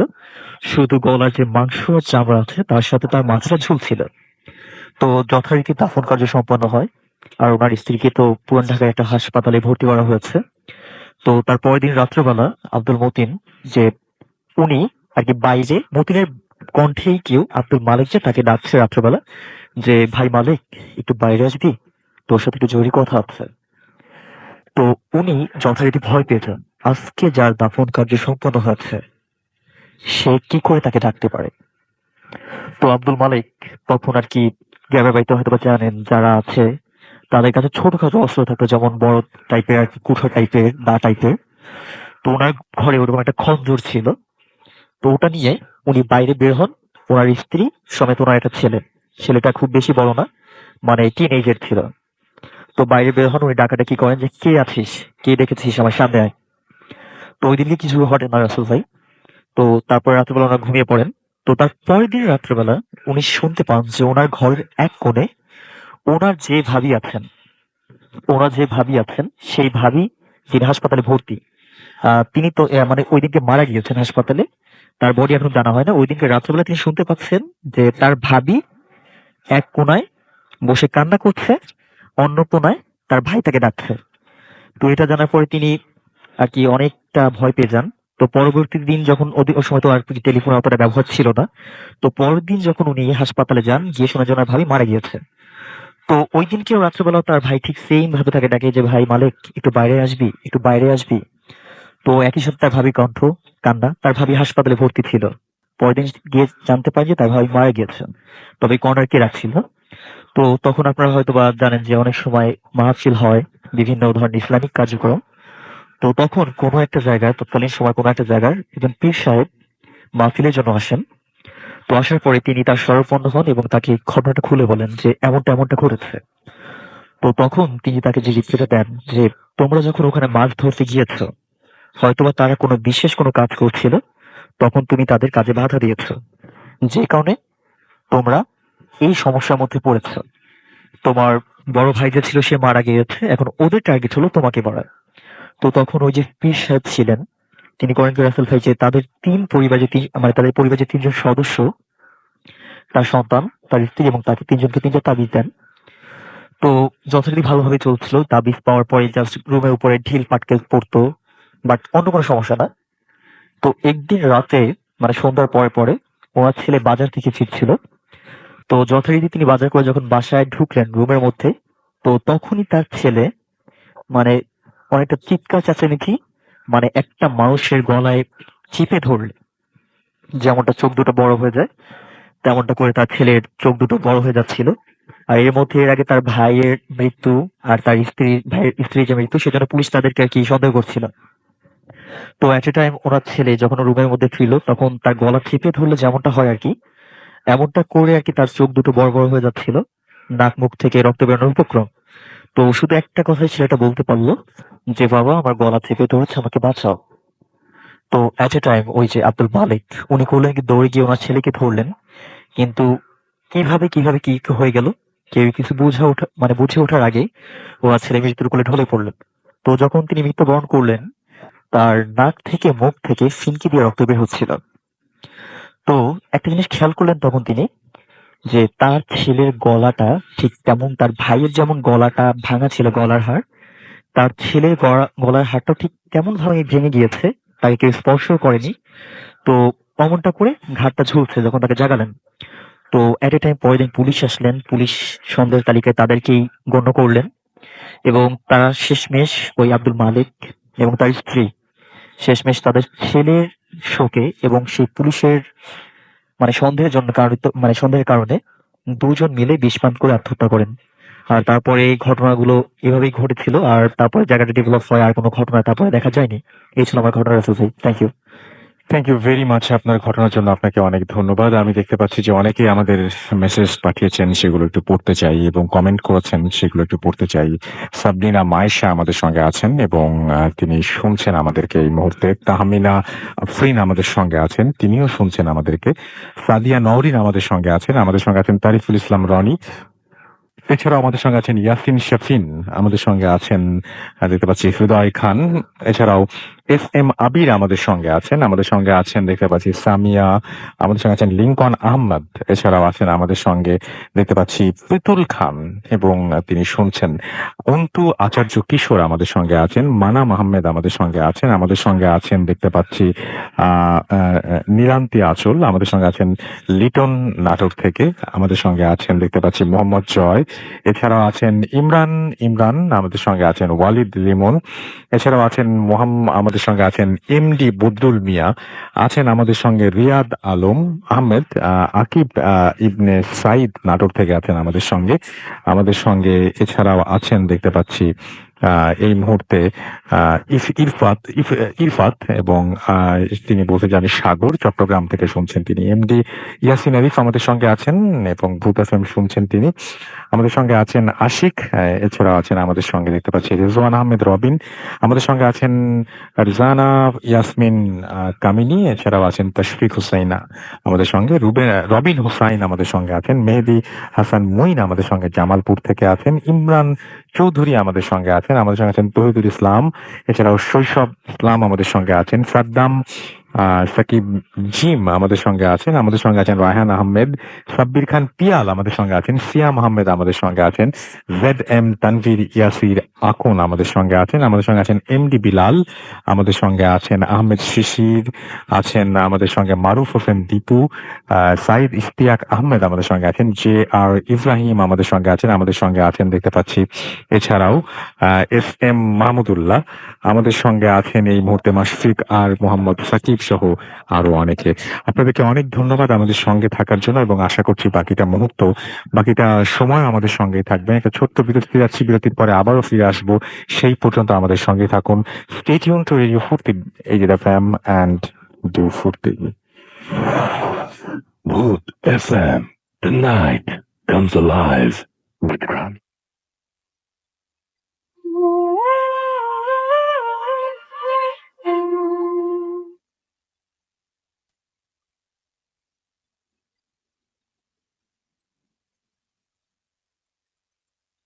প্রিয় রাসেল ভাই, শুভেচ্ছা নিবেন।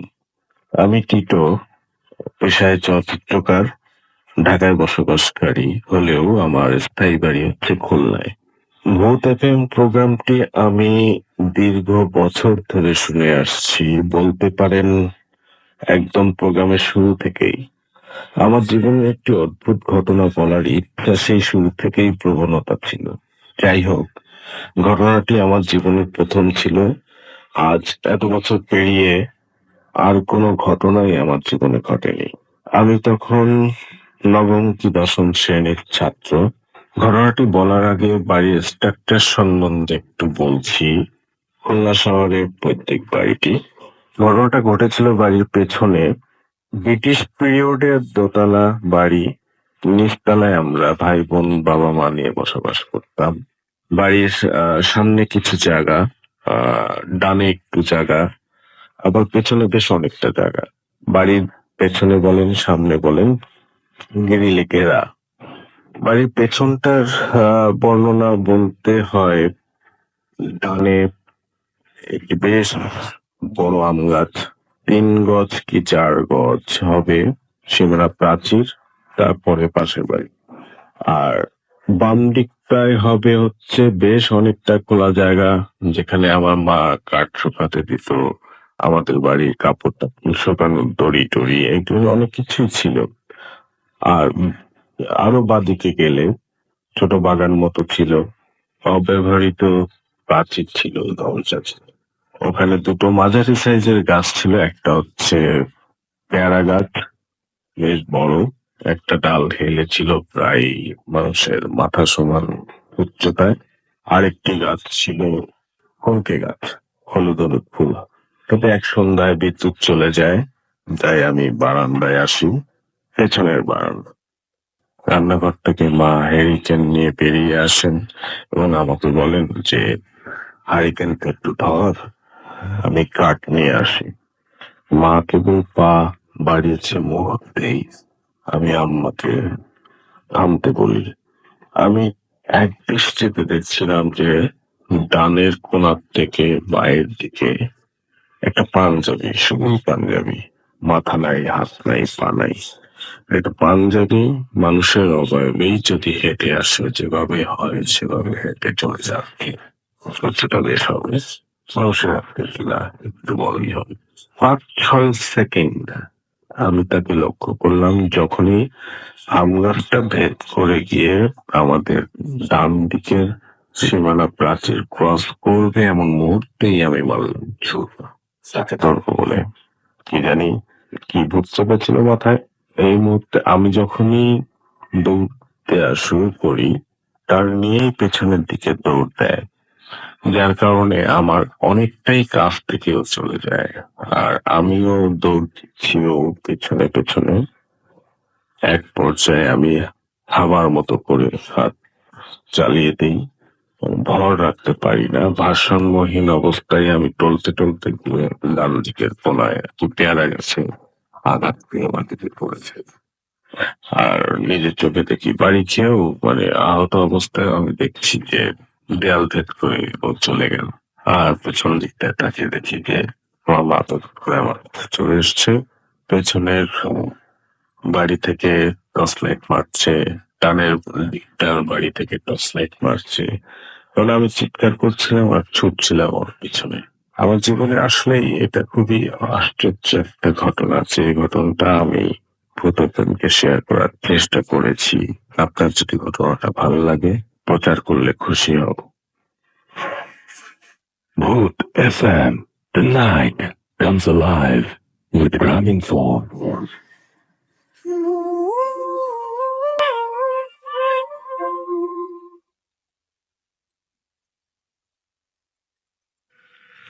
Yes, the night comes alive with Gramin Phone. You are listening to Radio Food থেকে দ্য ফ্যাম। আমি রাস্তা যাচ্ছির সাথে এবং আজকে অতিথিরা আমাদের সঙ্গে আছেন। এই মুহূর্তে আমি সরাসরি চলে যেতে চাই আরো একটা ইমেইলে। তার আগে বলি, যদি আমাদেরকে আপনারা ঘটনা পাঠাতে চান তাহলে আমাদের ইমেল অ্যাড্রেস হচ্ছে bhootfm@radiofurti.fm, which is BHOOTFM@radiofort.fm। আপনার নাম, ঠিকানা এবং ফোন নাম্বার সহ আপনার জীবনে ঘটে যাওয়া বা আপনার জানা সেরা ঘটনা লিখে পাঠিয়ে দিন আমাদের কাছে। ঘটনার শুরুতে অবশ্যই উল্লেখ করুন যে ঘটনাটি আপনি স্টুডিওতে এসে শেয়ার করতে চান, নাকি আপনি চান আপনার ঘটনা আমরা পড়ে শোনাই। যারা দেশের বাইরে রয়েছেন তারা সরাসরি অডিও ক্লিপ পাঠিয়ে দিতে পারেন আমাদেরকে, অথবা লিখেও পাঠাতে পারেন আপনার ঘটনাটি। আমরা চলে যাচ্ছি আরো একটি ইমেইলে এবং এই ইমেইলটি আমাদেরই একজন লিসেনার পাঠিয়েছেন।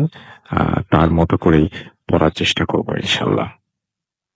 আসসালামু আলাইকুম রাসেল ভাই, আমি জানি আপনি সব সময় ভালোর দলে, তাই আর নতুন করে জিজ্ঞেস করলাম না।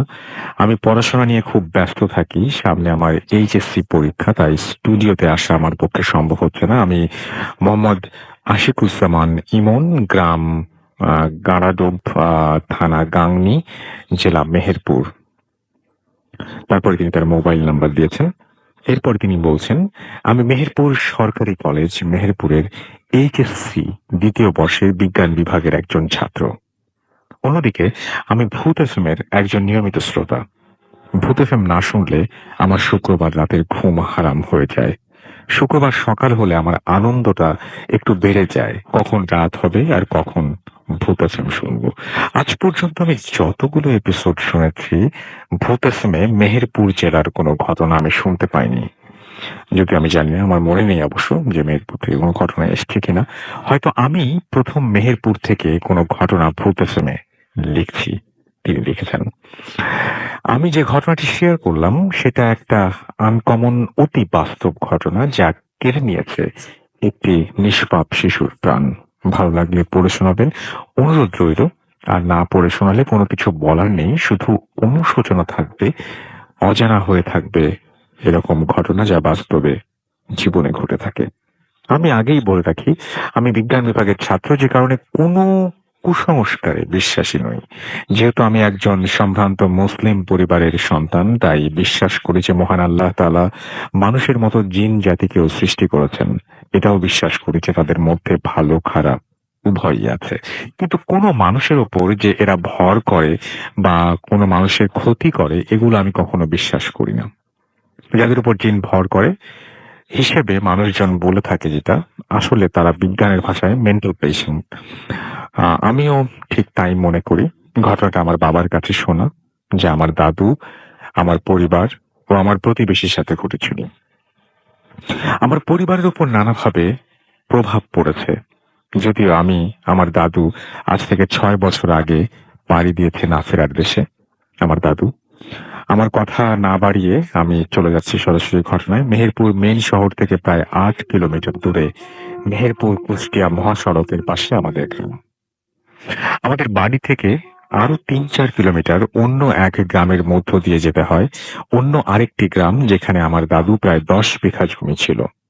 আজ থেকে প্রায় 20 বছর আগের কথা। সেবার নাকি অনেক ধান হয়েছিল জমিতে। ঠিক সন্ধেবেলা, তখনকার দিনে গরুর গাড়িতে করে ফসল বহন করা হতো। লম্বা জমির ঠিক মাঝখানে একটা স্থানে হঠাৎ গরুর গাড়ি মাটিতে আটকে যায়। যদিও সেখানে কোনো কাদা বা পানি কিছুই ছিল না। অনেক কষ্টে টানাটানির ফলে গাড়ির চাকা মাটি থেকে বেরিয়ে এলো। স্বাভাবিকভাবে আমার দাদু সেদিন অনেক ক্লান্ত হয়ে পড়েন এবং বাড়ি চলে আসলেন, এবং ওই দিন রাতে স্বপ্ন দেখলেন কোনো এক অবয়ব তাকে বলছে, তোর জমিতে আমাদের বসবাস, গাড়িটি আমরাই টেনে ধরেছিলাম, আমাদের ওই স্থানে যেন কোনো চাষবাস করা না হয়। দাদু কাউকে না বলে ওই স্থানটা বাদ রেখে চাষ আবাদ করতেন। আমার বাবা নাকি অনেক ছোট ছিলেন, কিন্তু আমার 3 চাচা প্রত্যেকেরই ছিল প্রায় 20-30 বয়সের মধ্যে। তারা আমার দাদুকে জিজ্ঞাসা করলে দাদু তাদের সব কথা খুলে বলেন। এরপর যারা আমার আমার দাদুকে স্বপ্নের কথা বলেছিল, দাদু জমিতে ওই স্থান বাদ রেখে চাষ করাই হয়তো তারা দাদুর ওপর কিছুটা খুশি হয়েছিলেন। এরপর হঠাৎ এক রাতে আমার দাদু আবারও স্বপ্নে দেখলেন এবং তাকে বলা হচ্ছে যে তোর জমিতে হারা হারা অলংকার আছে। এখানে হারা বলতে একটা বড় পাত্র। তো সেগুলোকে আমার দাদু তারা দিয়ে দেবে, আমার দাদুকে দিয়ে দিবে। তার বদলে চেয়েছিল দুটো সাদা কালো খাসি। মনে করতে পারলেন চাচাকে চেয়েছিলেন, মানে এর মানে হচ্ছে চাচাকে যাচ্ছেন তারা। এবং আমার দাদু এভাবে প্রায় প্রতি রাতে স্বপ্নে তাতে তারা হচ্ছে লোভ দেখাতে শুরু করলো। এবং আমার দাদু তখনকার দিনে প্রায় তার 100 বিঘা জমি ছিল, এলাকার মধ্যে নাম করা বিশিষ্ট একজন মানুষ, যে কারণে আমার দাদু রাজি হননি। দাদুর বিশ্বাস দাদুকে নানাভাবে তারা লোভ দেখাতেন, এবং দাদু কোনো কিছুই নেননি বা চেষ্টাও করেননি। তখনকার দিনে মানুষের খাবার কষ্ট ছিল, তাই অনেক দরিদ্র লোক রাতের বেলায় চুরি করতে বের হতো। শুনেছি আমাদের জমিতে একদিন আমার এলাকার কিছু মানুষ চুরি করতে গিয়েছিল। প্রায় মধ্যরাতে মাঠে তারা দূর থেকে দেখে আমার দাদু জমির ঠিক মাঝখানে লাঠি হাতে বসে আছে, যে কারণে চোরেরা সেখান থেকে খালি হাতে ফিরে আসতে বাধ্য হয়। কিন্তু আমার দাদু সেই রাতে বাড়ি থেকে বেরিয়ে হননি। তাহলে কে ছিল ওই অবয়বটা? কয়েকদিন পর আমার দাদু বাজার করতে গেছেন আমাদের গ্রামের হাটে। তখন নাকি সেই চোরেরা দাদুকে জিজ্ঞেস করেছে, আপনি মাঠে প্রতিদিন একা একা ফসল পাহারা দেন কিভাবে, আপনার ভয় করে না? আমার দাদু একথা শুনে অবাক হয়ে গেলেন। তবুও তিনি বললেন, কই, আমি তো বাড়িতেই থাকি রাতে। তাহলে কে সেখানে আমার দাদুরা রূপ ধরে বসে থাকে? আবারও ওই রাতে দাদু স্বপ্ন দেখলেন, দাদুকে বলা হচ্ছে তোর জমির ফসলের কোনো ক্ষতি হতে আমরা দেব না।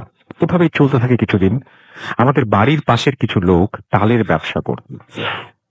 তারা খুব ভোরে ঘুম থেকে উঠে তাল কাটতে যেত, এবং একদিন খুব ভোরে তারা ফজরের নামাজ পড়ে বেরিয়েছে তাল কাটার উদ্দেশ্যে। গন্তব্য আমাদের ওই জমির পাশের তাল গাছ। তারা যখনই জমির আল ধরে হাঁটতে শুরু করেছে, ঠিক তখনই লক্ষ্য করলো কিছু লোক জমির ওপরে নামাজ পড়ছে, আর খুব সুন্দর একটা সুগন্ধ ভেসে আসছে বাতাসের মধ্য দিয়ে। প্রথমত তারা ভয় পেল। এরপর যা দেখলো, লোক দুটি ভয় পাবে বলে তারা মানুষের রূপ নিয়ে তাদের রাস্তা পর্যন্ত এগিয়ে দিয়ে গেল। এই সকল কথা তারা বাড়ি ফিরে আমার দাদু ও বাড়ির সকলের সাথে আলোচনা করলো। এই নিয়ে সকলে একটা দ্বিধার মধ্যে পড়ে গেল, কি হচ্ছে এসব। এরপর প্রায়শই আমার দাদুকে স্বপ্নে দেখানো হতো। তারা বলতো ওই জমিতে যা ফসল হবে তার থেকে মাত্র 2.5 কেজি, 2 কেজি 500 গ্রাম মসজিদে দান করবি, অথবা ওই পরিমাণ ফসল বিক্রি করে যা টাকা পাবি তাই দান করবি। তারপর থেকে আমার দাদু, আমার বড় বাবা, চাচা, ফুপু সকলেই ওই জমির ফসলের 2.5 কেজি রেখে দিয়ে বাকিটা অন্যান্য কাজে লাগিয়ে দিত। কিন্তু আমার জন্মের 2 বছর পর 2003 সালে দাদু পরীক্ষা করার জন্য জমিতে কিছু দান করেননি।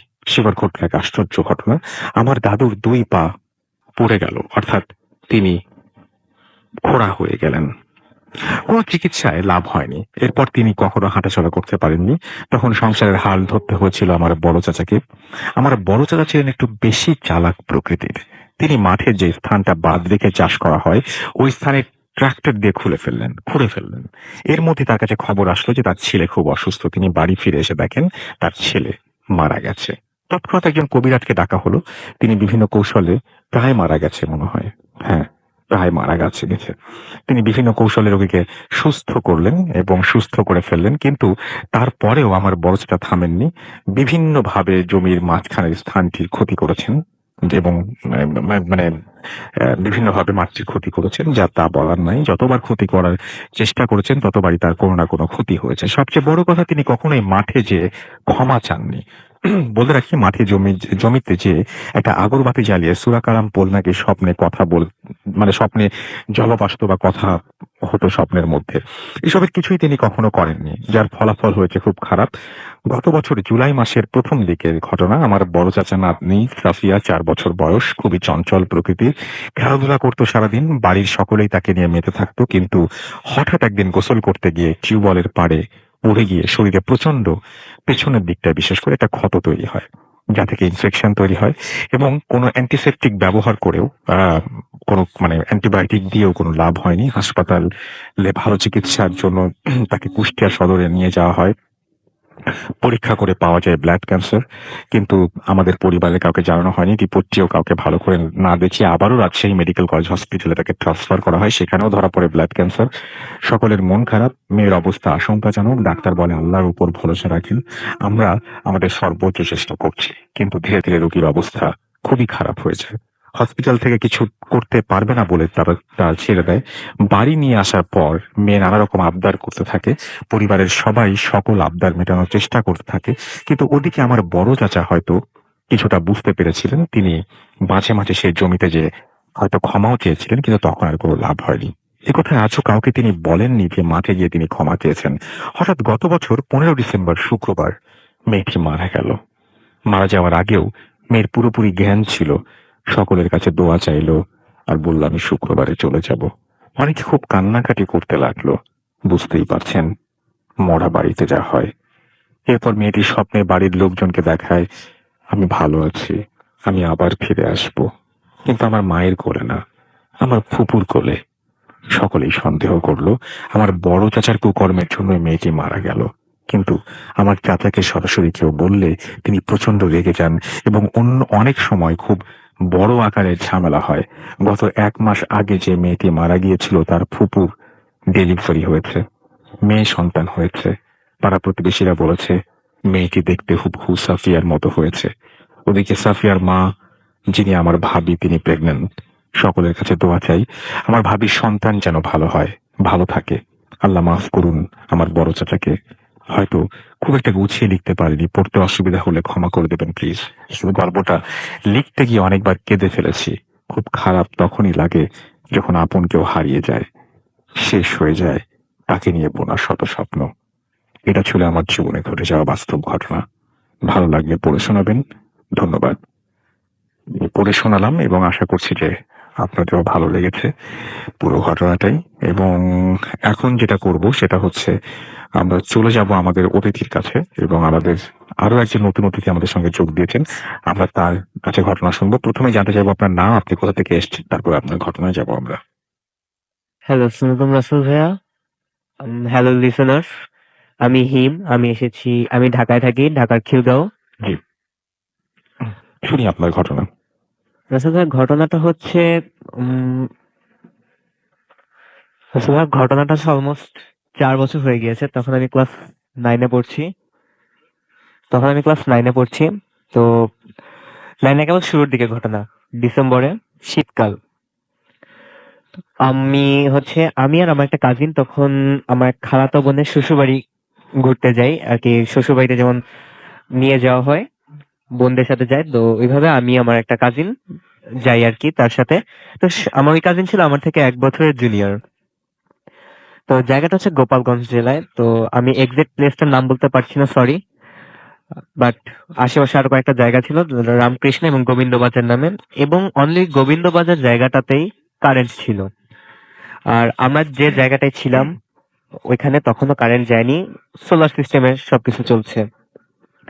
তো আমরা যখন পৌঁছে ততক্ষণ অনেক রাত হয়ে যায়।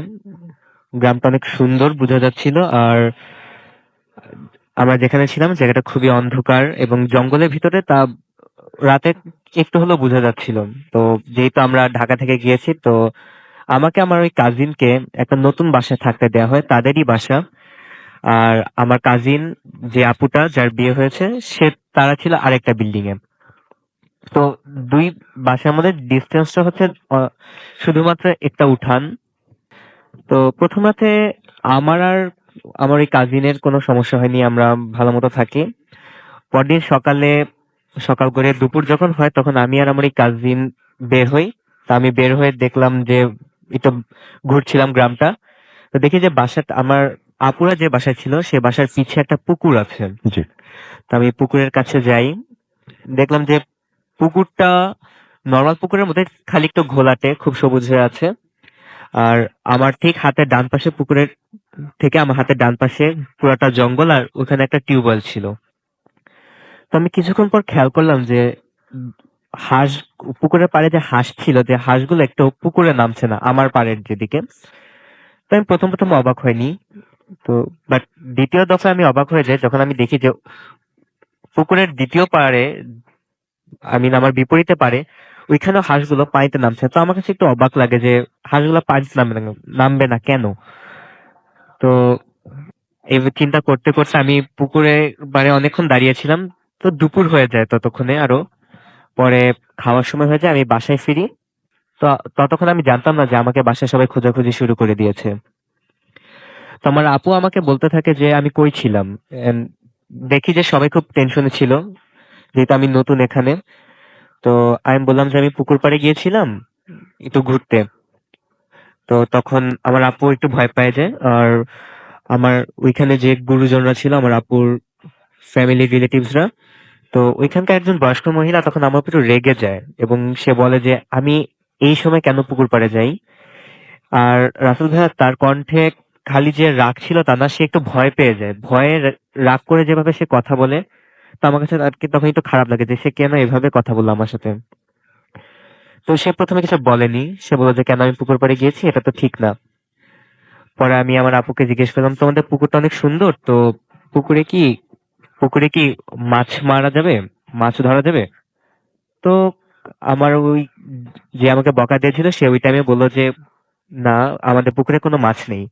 তো আমি তো অবাক হয়ে যাই, পুকুরে মাছ নেই কেন? তো বললো যে এই পুকুরে মাছ থাকে না। পরে আমার আপু আমাকে বললো যে এই পুকুরে যে কবার মাছ ছাড়া হয়েছে একবারও মাছ থাকে না। আর প্রত্যেকবারই মাছ ছাড়ার পরে মাছগুলা ভেসে ওঠে।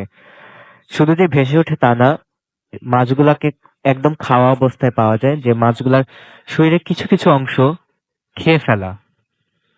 তো আমি শুনে খুব অবাক হয়ে যাই যে এরকম কেন হবে। তো পরে জিনিসটাকে আমি ওইভাবে পাত্তা দিইনি, আমি আমার ঘরে চলে যাই। তখন অলমোস্ট দুপুর, রাসেল ভাইয়া, আমি ঘরে ঢুকে দেখি যে আমার রুমটা পুরো ঠান্ডা হয়ে আছে। তাই বললাম যে এই দুপুর বেলা রুম কিরকম ঠান্ডা হবে, এরকম কেন ঠান্ডা হওয়ার কথা না তো। তারপর আমি এটাকে আর পাত্তা দিইনি। ওই রাতেই আমি আর আমার ওই কাজিন গল্প করছিলাম। তো আমরা যে রুমে ছিলাম সেই রুমটাতেই শুধুমাত্র লাইট জ্বলে, বাকি রুমগুলো অন্ধকার। সোলার সিস্টেমে অন্য কোনো রুমের লাইট দেওয়া হয়নি, যেহেতু এটা নতুন বিল্ডিং ছিল। তো আমরা গল্প করছি, ওই টাইমে মনে হলো যে জানালার পাশে কেউ আমাদের কথা শুনছে, আমাদের খাটের পাশে যে জানালাটা ছিল সেখানে। তো আমি বললাম যে কে ওখানে? তো কোনো জবাব আসেনি, শুধু বুঝতে পারলাম যে কেউ হেঁটে চলে যাচ্ছে ওখান দিয়ে। আর তার যে হাঁটার আওয়াজটা সেটা বোঝা যাচ্ছিল, কারণ মাটিতে পা পড়লে যেরকম একটা আওয়াজ পড়ে, ঠিক সেই আওয়াজটা। আওয়াজটা আস্তে আস্তে দূরে চলে যায়। কিছু কিছুক্ষণ যাওয়ার পরই ওই সেম ভাবেই আমরা শুনতে পাই যে আমাদের পাশের রুমে কেউ মনে হয় হেঁটে চলেছে, এবং আমাদের রুমটা পুরা সেই দুপুরে আমি যেরকম ঠান্ডা ফিল করছিলাম, একদম ওরকম রুমটা পুরা ঠান্ডা হয়ে যায়। তো আমি আমার কাজিন একটু ভয় পাই যে এরকম কেন হলো, আর রুমে কে? আমরা যে লাইট জ্বালাবো ওই টাইমে আমাদের কাছে কোনো অ্যান্ড্রয়েড মোবাইল নেই যে আমরা লাইট জ্বালাই দেখবো, অথবা আমাদের কাছে সেরকম কোনো ব্যবস্থাও ছিল না যে আমরা অন্য রুমে যেতে পারবো। পরে আমার কাজিন ভয় পেয়ে যায়, ও বলে যে আয়তাল কুরসি পড়তে থাক, হয়তো ঠিক হয়ে যাবে। ও আয়তাল কুরসি পড়ে। পড়ার পরপরই আস্তে আস্তে আমরা বুঝতে পারলাম যে না, আওয়াজটা চলে যাচ্ছে। তো ওই রাতে আর কিছু হয়নি। দুপুরবেলা, পরদিন দুপুরে আমরা আবার ঘর থেকে বের হই। অলমোস্ট রাতের কাহিনী আমরা ভুলেই গিয়েছিলাম যে কি হয়েছে। তো আমার ঘর থেকে বের হলে বরাবর হচ্ছে পুকুর পাড়টা পড়ে। আমি পুকুর পাড়ের দিকে আবার যাই দুপুরবেলা। তো কেন জানি পুকুর পাড়টা আমার কাছে খুব ভালো লাগছিল। লাইক ওখানে কেমন গেলে একটা হ্যালুসিনেশন হয়, যে একটা অন্যরকম আকর্ষণ পাচ্ছিলাম পুকুর থেকে। যে আর আমিও নিজে নিজে ভাবছিলাম যে এরকম ভালো লাগতেছে কেন এখানে আমার। পরে দেখলাম যে সে আগের মতোই হাঁসগুলো পানিতে নামে না নর্মালি। তো ওই রাতের ঘটনা আমি আমার কাজিনকেও জানাইনি। তবে সেদিন রাতে আবার আমরা খাওয়া দাওয়া করে আমরা আমাদের ঘরে চলে আসি। আমি আমার কাজিন। তো যেহেতু আমরা ঢাকা থেকে গিয়েছি, তো আমাদের ঘুমাতে খুব সময় লাগে, গ্রামের পরিবেশ সহজে মানায় নেওয়া যায় না। কিছুক্ষণ পর অলমোস্ট তখন রাত 1টা বাজে, তখন আমি আর আমার কাজিন বুঝতে পারলাম যে আমাদের টিনের চালটায় হয়তো কেউ ছিল, একটা মানুষ কেউ হাঁটছে। টিনের চালে যদি কেউ হাঁটে সেটা একদম ফিল করা যায়, কারণ পায়ের আওয়াজটাই অন্যরকম থাকে। পরে আমরা সে আগের রাতের কথা আমরা মনে করি এবং আমরা একদম ভয় পাই যে আবার কি হলো। পরে মনে করার সাথে সাথে কিছুক্ষণ পর দেখলাম যে আমাদের রুমে লাইট বন্ধ হয়ে যায়। পরে আমি আর আমার কাজিন তখন কি করব ভেবে পাচ্ছিলাম না, কাউকে যে ডাকবো সে উপায়ও ছিল না, কারণ আমরা পুরোপুরি একটা আলাদা বিল্ডিং এ ছিলাম। পরে আমি কিছুক্ষণ আমরা লাইটটা ঠিক করার ট্রাই করলাম, পরে লাইট জ্বলে উঠলো। লাইট জ্বলার সাথে সাথেই সে বোঝা যাচ্ছিল যে টিনের চালে যে হেঁটে চলেছে সে তখন আস্তে আস্তে টিনের পাশ দিয়ে নিচে নামছে। পরে এটা আমরা বুঝতে পারছিলাম যে কি একজন নিচে নেমে চলছে। তখন আমরা শুরুতে মনে করলাম যে হয়তো গ্রামের কেউ আমাদের সাথে দুষ্টামি করছে, তারা শহরের মানুষ দেখলে অনেক সময় এরকম করে। তো কিছুক্ষণ পর আমার কাজিন বললো যে হয়তো কিছু আমার কাজিনও ভয় পেয়ে যায়। আমরা সেই পাশের রুমে আবার সেই আওয়াজটা শুনতে পাই। তারপর বুঝলাম যে আমাদের রুমটা সে আগের মতো ঠান্ডা হয়ে যায়। আমার কাজিন এত কিছু পড়া শুরু করে। তো কিছুক্ষণ পর বুঝলাম যে আমাদের রুম বরাবর যে টিউবওয়েলটা ছিল ওখানে কেউ টিউবওয়েলটা করছে না, টিউবওয়েলের থেকে আওয়াজ আসছিল। পরে আমি দরজা খুলে, আমি মনে করি যে এত রাতে নিশ্চয়ই কেউ হয়তো টিউবওয়েল চালাচ্ছে, তো আমি দরজা খোলার চেষ্টা করি। আমার কাজিন বলে যে দরজা খোলার কোনো দরকার নেই, যদি কিছু হয়ে যায়। বললাম যে যদি কাউকে পাই। তো আমাকে বললো যে কোনো দরকার নেই, দরজা বন্ধ থাকুক। তো ওই রাত আমরা খুবই ভয় পাই যে সারা রাত এরকম একটা অন্যরকম ভয় কেটে যায় এবং ভোর হওয়া পর্যন্ত এরকম টিউবওয়েল আওয়াজটা চলতে থাকে। পরদিন সকালে আমাদের ঢাকায় আসার সময় হয়ে যায় অলমোস্ট। পরে আমি আমার কাজিনকে বললাম যে, আমার আপুকে গিয়ে বললাম যে এই ঘটনা, আমরা রাত্রে এসব আওয়াজ পেয়েছিলাম। তোমার আপু বলে যে না, কই আমরা তো এরকম কোনো আওয়াজ পাইনি। তা আমার কাছে একটু অবাক লাগলো, কারণ রাত্রেবেলা সাউন্ড অনেক দূর পর্যন্ত যায়, টিনের আওয়াজ বলুক আর এই টিউবওয়েলের আওয়াজ বলুক। ওইদিকে ওই বয়স্ক মহিলাটাও ছিল, তারা ওই টাইমে কিছু বলেনি। আমার আপু বলেছে আচ্ছা কিছু না, এগুলা তোমরা ভুলে যাও। তো আমরা চলে আসবো। ওই টাইমে বুড়া বয়স্ক মহিলা যে ছিল সে আমাকে বলছিল যে থাক, যা হয়েছে অল্পর ভিতর দিয়ে গেছে, তোমরা ভয় পেও না, যা হবে ভালোর জন্যই হলো। পরে সবসময় এটা আর কি ভাইয়া, এই গল্পটা থেকে যাবে যে হয়তো জিনিসটা কি ছিল, পুকুর পাড়ের কোনো ঘটনা নাকি আমরা যে বাসাটায় ছিলাম সেটার কোনো ঘটনা, কারণ আমরা যে বাসাটা ছিলাম সেটা বাঁশঝাড় কেটে বানানো হয়েছিল। তো সবসময় প্রশ্নটা থেকে যাবে যে ঘটনা আসলে কিসে ছিল। ঠিক আছে, thank you Rasel thank you ভাইয়া। So much. আমরা পরবর্তী অতিথির কাছে যাব এবং আমাদের পরবর্তী অতিথি যিনি আছেন আমরা প্রথমে জানতে চাইবো তার নাম, কোথা থেকে এসেছেন, তারপর তার ঘটনা যাব। একটু প্লিজ আপনার নামটা বলবেন। আসসালামু আলাইকুম লিসেনার্স, আমি ফয়সাল আছি। আমি এসেছি মধ্যপাড়া থেকে, আমার হোম টাউন পাবনার অষ্টমীর সাথে। ওকে। তো আমি যে ঘটনাটি আজকে শেয়ার করতে যাচ্ছি সেটা আমার নিজের সাথে ঘটা। ঘটনাটি ঘটে 2011-র দিকে। আচ্ছা। তো ওই সময়টাতে হতো কি, আপনার ডিসেম্বর মাসের দিকে তখন শীত পড়তো, এখনকার মতো ওয়েদার ছিল না। তো আমি তখন কোরবানি ঈদ ছিল ডিসেম্বর মাসের দিকে। তো আমি সেই সময় নানির বাড়ি যাই।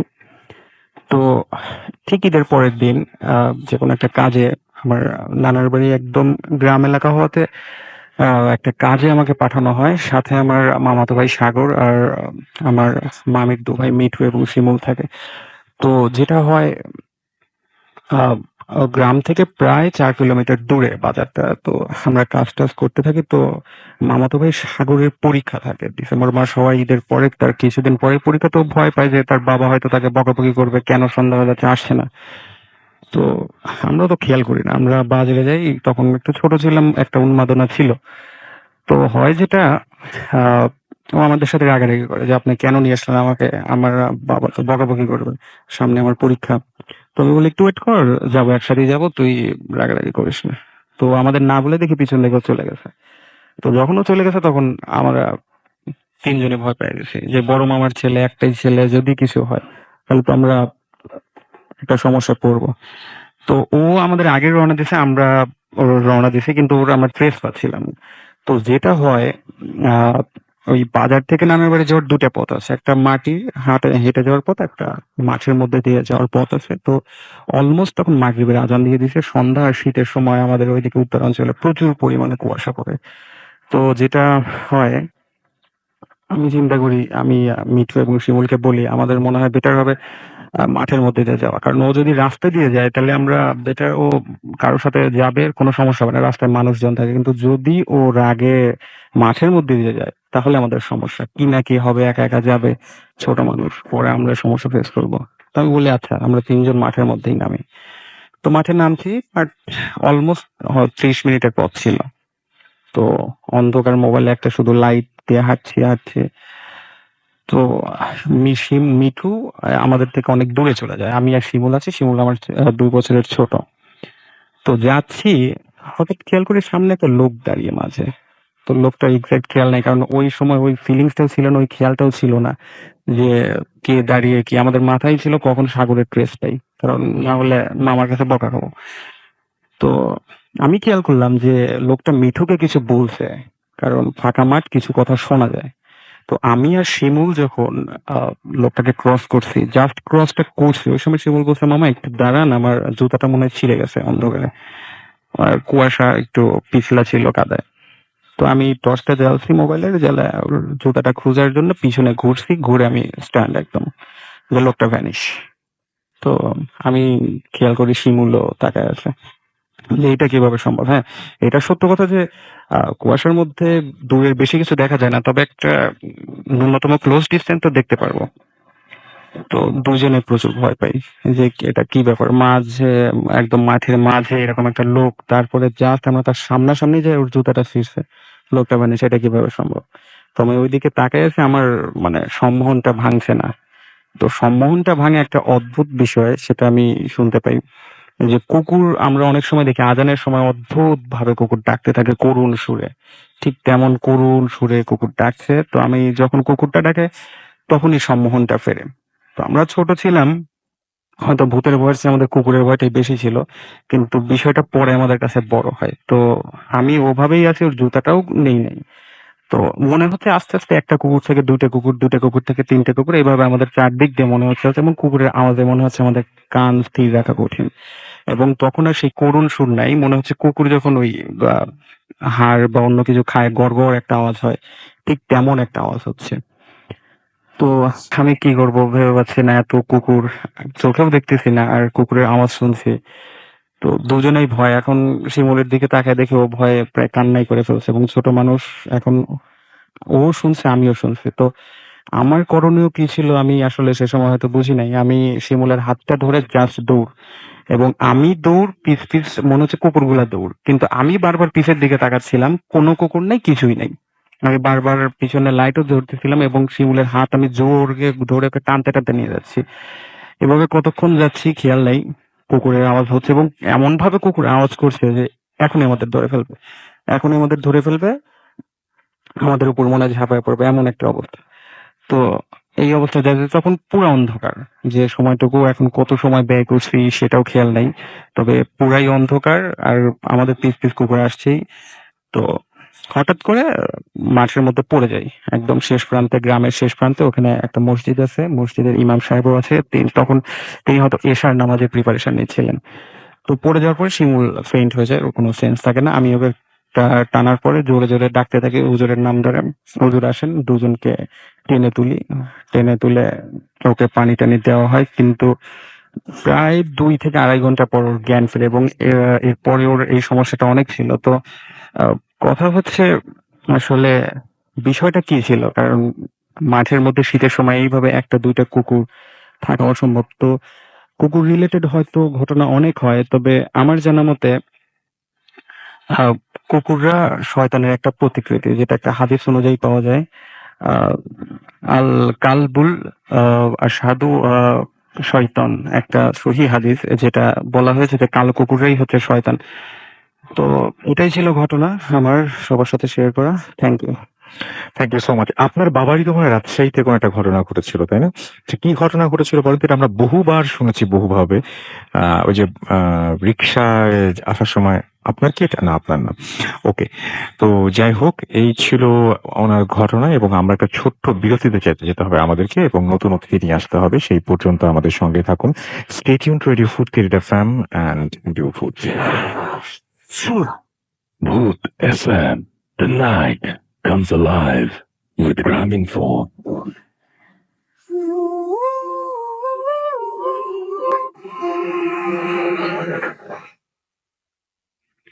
Welcome back. শুনছেন সবসময় রেডিও ফুড পেরিতেছেন the night comes alive with Grameenphone. এখন ঘড়িতে সময় রাত 1:28। আমরা চলে যাব আমাদের পরবর্তী অতিথির কাছে এবং তার কাছে একটা ঘটনা শুনে আসবো। আপনার নামটা প্লিজ একটু বলবেন, তারপরে আপনার ঘটনায় যাবো আমরা। আসসালামু আলাইকুম লিসনার, ওয়ালাইকুম আমি সালাম। এসেছি উত্তরা থেকে। জি, আমার নাম হচ্ছে রানা। আচ্ছা। আমি আপনার আপনাদের ঘটনা। সাথে যে ঘটনাটা শেয়ার করব সেটা 2007-এ ঘটেছে একটি ঘটনা। এই ঘটনার সাথে আমি এবং আমার পুরো পরিবার যুক্ত ছিল। আমরা ফ্যামিলিগতভাবে বাবার চাকরির সুবাদে ঈশ্বরগঞ্জ ময়মনসিংহের ঈশ্বরগঞ্জ উপজেলায় থাকতাম। তো আমরা যে বাসাটিতে থাকতাম সেই বাসার সামনে হচ্ছে মেন রোড এবং বাকি 3টা পাশেই ছিল সুপারি বাগান। এখানে বাণিজ্যিকভাবে সুপারি বাগানের কাজ করা হতো। তো আমরা এখানে প্রায় 9 বছর ছিলাম। তো আমাদের বাসার মালিকরা 3 ভাই ছিলেন। 3 ভাইয়ের মধ্যে একজন গভর্নমেন্ট অফিসার রিটায়ারমেন্টের পরে সিদ্ধান্ত নিলেন যে তিনি গ্রামে থাকবেন। তিনি যেহেতু গ্রামে থাকবেন সেক্ষেত্রে তিনি আমাদের বললেন যে বাসাটা ছেড়ে দেওয়ার জন্য। তো বাসা ছেড়ে দিব তার ঠিক 2 মাস পরেই হচ্ছে হলো আমার এইচএসসি এক্সাম। তো আমরা কখনোই চাচ্ছিলাম না যে পরীক্ষার আগে বাসা চেঞ্জ করতে। তো তার সাথে কথা বলার পরে তিনি জানালেন যে আপনারা যেহেতু অনেকদিন ছিলেন তাহলে বাসা ট্রান্সফার না করে আপনাদের পাশে যে একটা বাংলো বাড়ি আছে টিন শেডের, আপনারা সেই টিন শেড বাড়িতে উঠেন। তো আমরা কোনো রকম উপায় না দেখে ওই বাসাতে উঠতে বাধ্য হই টিন শেডের। যেহেতু আমরা এখানে 9 বছরের মতো ছিলাম সেক্ষেত্রে আমরা জানতাম যে ওই বাসা সম্পর্কে অনেক ভৌতিক ঘটনা টটনা আছে। তো তারপরও একান্ত বাধ্য হয়ে এই বাসাতে উঠতে হলো। তো বাসায় ওঠার 2-3 দিন পর্যন্ত কোনো সমস্যাই ছিল না, কিন্তু পরবর্তীতে আম্মু যখন নামাজে দাঁড়াতেন তখন পেছন থেকে কেউ একজন তাকে ধাক্কা দিচ্ছে এমন ফিল হতো, বা আম্মুর কানে ফিসফিস করে কিছু বলতো। বাবা যেখানে বাইক রাখতেন সে বাইকের মধ্যে অদ্ভুত শব্দ হতো, বা মনে হয়েছে যে বাইকটা ধাক্কা দিয়ে কেউ ফেলে দিয়েছে। তো বাবা সবসময় পজিটিভ থিঙ্কিং করতেন। তিনি আমাদের বোঝাতেন যে নামাজের সময় হয়তো বা তোমার মাথা ঘোরাচ্ছে, এই জন্য হয়তো বা তুমি ফিল করছো কেউ তোমাকে পেছন থেকে ধাক্কা দিচ্ছে, বা বাইকটা পড়ে যাওয়ার পেছনে স্ট্যান্ডের কোনো কল ছিল, এরকম ভাবতেন বা বলতেন আমাদের। তো এরকম চলতে থাকলো, কিন্তু তারপর অদ্ভুত ঘটনা আরো শুরু হতে থাকলো। তো এসএসসি পরীক্ষার আগের দিন তো আমি হোম টিউটরের বাসায় যাব। এই সময় বাসা থেকে যখন বেরোচ্ছিলাম তখন আমাদের যে বাসার মালিক ছিলেন, তো তিনি তার যে বিল্ডিংটা আমরা ছেড়ে এসেছি সেই বিল্ডিং এর রিনোভেশনের কাজের জন্য ঢাকা থেকে কিছু মিস্ত্রি নিয়েছিলেন। আচ্ছা, এই মিস্ত্রিগুলো ছিল সাধারণত টাইলস এর। আগে এতটা টাইলস অ্যাভেলেবল ছিল না বলে ঢাকা থেকে তিনি মিস্ত্রি মানে নিয়ে গিয়েছিলেন যে উনি কাজ টাজ করাবেন। এই মিস্ত্রিগুলো থাকতো আমরা যে টিন শেডের যে বাংলোটাতে থাকতাম তার পাশে একটা গ্যারেজের মতো ছিল। তিনি সেই তারা সেখানে গ্যারেজের ওখানে থাকতো এবং নিজেরাই রান্না করে খেত। যেহেতু তারা ব্যাচেলার ছিল তাহলে ভাজি টাজি মাছ টাছ বা ডিম ভাজি এগুলো তারা খাওয়ার চেষ্টা মানে খেত আর কি। তো আমি যে বাসা থেকে বেরোবো এই সময় শুনি যে লেবারদের মধ্যে প্রচন্ড ঝগড়া। তো বাবা বেরিয়ে আসলেন, আমি তো বেরিয়েই হচ্ছিলাম। তো বাবা জিজ্ঞেস করলেন কি হয়েছে, তো ঝগড়া করছো কেন? তো ওই লেবারদের মধ্যে একজন বলল যে কাকা দেখেন আমি তো মাছ ভাজি করে রাখছি আর ও তো ভাত খাচ্ছে, ও একাই না সবগুলা মাছ ভাজি করে খেয়ে ফেলছে। তো আরেকজন লেবার বলতেছে না আমি তো মাছ খাই না, আমি তো 1 পিস নেওয়ার কথা 1 পিস নিচ্ছি, আমি তো খাইনি। তো বাবা ব্যাপারটা বুঝলেন, বুঝে লেবারকে বললেন যে তোমরা রান্না বান্না যাই করো না কেন সন্ধ্যার আগে আগে করে ফেলো, খাও পরে, কিন্তু ভাজি টাজি সব আগে আগে করে ফেলো। তো বাবা ঝগড়াটা থামলেন, বাবা বাসায় চলে গেলেন আর আমি স্যারের বাসায় চলে গেলাম। তো স্যারের বাসায় যাওয়ার পরে 8টা কি 8:30টার সময় বাবা স্যারকে ফোন দিলেন, বললেন যে রানাকে পাঠিয়ে দাও, আর যদি সম্ভব হয় তুমি একটু আহ, রানাকে এগিয়ে দিয়ে আসো। তো স্যার আমাকে একটু এগিয়ে দিলেন, আমি বাসায় আসলাম। তো বাসায় আসার পরে বাসায় মানে সেই রকম হইহুল্লোড় একটা ব্যাপার, মা চিৎকার করে কাঁদছে। আসলে বাসায় ঘটনা ছিল যে আমরা যে বাসাটা টিন শেডের সেই টিন শেডের মধ্যে প্রচন্ড ঢিল পড়তেছে। তো ঢিলগুলো পড়লে স্বাভাবিকভাবে চালে থেকে নিচে গড়িয়ে পড়বে, কিন্তু আসলে নিচে গড়িয়ে পড়ছে না। আমরা বারবার লক্ষ্য করলাম যে ঢিলটার শুধু শব্দই হচ্ছে, কিন্তু ঢিলগুলো মাটিতে গড়িয়ে পড়ছে না। আমরা একবার দুইবার বারবার লক্ষ্য করার ফলেও কিন্তু কোনো রকমের ঢিল খুঁজে পেলাম না। তো পরের দিন সকালে আব্বা অফিসে যাওয়ার আগে বাসার মালিকের সাথে কথা বললেন। তো বাসার মালিক আমাদের কথা শুনে মোটামুটি হাসলেন। তিনি বললেন এটা হয় নাকি? তো ওনাকে কোনোভাবেই বিশ্বাস করতে পারছিলাম না। তারপরও তিনি বললেন যে যদি পরবর্তী সময় কোনো সমস্যা হয় তো ওনাকে যেন রাতে ফোন করে আমরা জানাই। তো সেদিন দিন কাটলো। তো সন্ধ্যার পরে ঠিক একই রকমের ঝামেলা, যে টিনের চালে ঢিল পড়তেই থাকছে পড়তেই থাকছে পড়তেই থাকছে। তখন বাধ্য হয়ে মালিককে ফোন করলাম। তো মালিকের ড্রাইভার মালিকের বাসার কাজের লোক সবাই আসলেন ছুটে, হাতে লাইট, তারপরে লাঠিটাতে এসব নিয়ে। তো তারা মালিকের ড্রাইভার আর হচ্ছে হলো কাজের চাকর 3 জন, লেবার ছিল 3 জন, 6 জন, আর আমি আর বাবা, টোটাল 8 জনের 3টা ভাগে ভাগ হলাম। 3টা ভাগে ভাগ হয়ে মানে টোটাল যে সুপারি বাগানটা ছিল সেই টোটাল সুপারি বাগানটা আমরা মানে খুব মানে তল্লাশি করলাম যে কে বা ঢিল দিচ্ছে খোঁজার জন্য। এপাশ এপাশ সব দিকে যাচ্ছি, কিন্তু কোনো রকমের কে ঢিল দিচ্ছে এমন কোনো রকমের লোক খুঁজে পেলাম না। এর মধ্যে প্রায় আধা ঘন্টা 1 ঘন্টা খোঁজার পরে আম্মু ফোন দিলেন আব্বাকে, যে বললেন যে তাড়াতাড়ি বাসায় আসার জন্য, বাসায় নাকি কি একটা ঝামেলা হচ্ছে। তো সবাই মিলে দৌড়ে বাসায় চলে আসলাম। তো বাসায় চলে এসে দেখি আম্মা চিৎকার করে কাঁদছে, আয়াতুল কুরসি ভাঙা ভাঙা স্বরে পড়ছে। তো বাসায় এসে মানে আমরা 8 জন সবাই বাসার ভিতরে ঢুকলাম। বাসায় ঢোকার পরে মা বলছিল যে দেওয়ালের মধ্যে কে যেন প্রচন্ড জোরে বড় রকমের হাতুড়িগুলো দিয়ে মানে প্রচন্ড জোরে বাড়ি দিচ্ছে, এবং শব্দটা ধিম করে মানে অনেকক্ষণ সময় ইকো হচ্ছে বা প্রতিধ্বনি হচ্ছে অনেকক্ষণ পরে। তো এটা ঘটার পরে আমরা মোটামুটি সবাই এখানে কান খাড়া করে শোনার চেষ্টা করলাম। এর মধ্যেই আমরা যখন সবাই 8 জনই যখন ঘরের ভেতরে ছিলাম, তখনও পরপর 2টা ধুম ধুম করে শব্দ যখন হলো, তখন মোটামুটি বাসার মালিক, যিনি বিশ্বাসই করছিলেন না এই ঘটনাটা, তিনি পর্যন্ত রীতিমতো ভয় পেয়ে গেলেন। আর এবং আমরা সবাই একরকমের গৃহবন্দী অবস্থায় ওখানে রইলাম। তারপরও সবাই সাহস টাহস করে আরেকটা শব্দ হওয়ার সাথে সাথেই করলাম কি, আমরা সবাই বেরিয়ে পড়লাম, কিন্তু আসলে কাউকেই দেখলাম না। এটা আমরা আসলে অর্থ খুঁজে পেলাম না। কারণ একটা মানুষ যদি ওয়ালে যদি কোনো হাতুড়ি দিয়ে বাড়ি দেয়, সে যদি পালায়ও, আমরা যে সময়ের মধ্যে চলে আসছি তাকে খুঁজে পাওয়ার কথা, আর বা সে পালিয়েই বা যাবে কোথায়, কিন্তু আমরা তাকে কোনোভাবে খুঁজে পাই নাই। তো এর কোনো রকমের সমাধান হলো না, আমরা সারা রাত বসেই কাটাইলাম, পরের দিন পরীক্ষা দিলাম। তো বাসার মালিক এইভাবে মানে অনেক রকমের প্রশাসনিক ভাবে অনেক কিছু করার চেষ্টা করলেন, না এর কোনো ফল হচ্ছে না। পরে তিনি বাধ্য হয়েই বড় মসজিদের যে ইমাম ছিলেন, তিনি ইমামকে নিয়ে আসলেন। ইমামকে নিয়ে আসার পরে ঘরটর বন্ধ করলেন বা অনেক দোয়া কালাম পড়লেন, অনেক কিছু হলো। কিন্তু ঘটনা এখানে থেমে থাকেনি, ঘটনা কিন্তু আরো ভয়ঙ্করের দিকে মানে ধাবিত হচ্ছিল। এর মধ্যে একদিন আমরা ঘুমাইছি, তো ঘুম থেকে উঠে দেখি যে ঘরের মধ্যে 2টা দরজার পর্দা ছিল, মেইন গেটের সাথে 2টা দরজা ছিল 2 রুম থেকে বাইরে বেরোনোর জন্য। এই 2টা রুমের দরজার পর্দা যে ছিল, পর্দাগুলো ফালি ফালি করে কাটা। এছাড়াও যে 8টি বা 9টি জানালা পর্দা ছিল, প্রত্যেকটা পর্দা ফালি ফালি করে কাটা, যেন কেউ কোনো ধারালো অস্ত্র দিয়ে কাটছে। আসলে এখানে মানুষের ঢোকার কোনো পসিবিলিটি নাই। কেন নাই? প্রথম হলো মেইন গেটটা বন্ধ, দ্বিতীয় হলো ঘরের দরজা বন্ধ। যদি কাউকে এই পর্দাটা কাটতে হয় তাহলে আমাদের ঘরের ভিতর আসতে হবে, আর ঘরের ভিতর তো বাবা মা আমি ছাড়া আসলে কেউ ছিল না। এটা দেখার পরে তো আম্মু অসুস্থ হয়ে পড়লেন। আম্মু এমন অসুস্থ হয়ে পড়লেন যে তিনি বিছানায় থেকে উঠতে পারছিলেন না। তার মনে সার্বক্ষণিক ভয় কাজ করতে থাকলেন, এবং তার কানে মানে বিভিন্ন ধরনের শব্দ মানে আরো আসতেই থাকলো। এরকম ঘটনা চলতেই থাকলো। আমরা যেহেতু আমার পরীক্ষা চলছিল এসএসসি, সেক্ষেত্রে আমরা বাসাটাও শিফট করতে পারছিলাম না। মোটামুটি একটু কষ্ট করেই আমাদের এখানে থাকতে হতো। বিশেষ করে সন্ধ্যার পরে আমরা কখনোই বাইরে বেরোতাম না, এবং জানলা দরজা বন্ধ করে সবগুলা লাইট অন করে আমরা রাতের বেলাতেও ঘুমাতাম। আচ্ছা। এরকম করে চলতে লাগলো। মোটামুটি আমরা গায়ে স্বভাবেই এখানে রয়ে গেলাম কিছুদিন। তো পরীক্ষা প্রায় শেষ, একটা পরীক্ষা বাকি আছে। ওই সময় আবার 2007-এর ওয়ার্ল্ড কাপ চলছিল। বাবা, আমি, মা 3 জনে বসে খেলা দেখছিলাম। রাত 11টার দিকে প্রথমবারের মতো দরজা টকটক করে শব্দ। তো দরজা টকটক করে শব্দ, বাবা ভাবলেন যে মেন গেট তো আমি ভালো করেই বন্ধ করছি, তাহলে তো কারো তো আসার প্রশ্নই নাই। তারপরে দরজায় টকটক শব্দ। পরে তিনি বললেন যে হয়তো আমি ভুলে বন্ধ করিনি মেন গেট। তিনি দরজাটা খুললেন, কিন্তু কাউকে দেখতে পেলেন না। তিনি আবার দরজা বন্ধ করলেন, বন্ধ করে আবার খেলা দেখছিলাম আমরা। ঠিক তার আধা ঘন্টা পরে 11:30 আবার দরজায় টকটক শব্দ। তো দরজার টকটক শব্দ এবার কিন্তু আবার বাবা একটু রেগে গেলেন। মোটামুটি মানে সহ্য আর কতক্ষণ করা যায়, এতদিন ধরেই তো সহ্য করছি।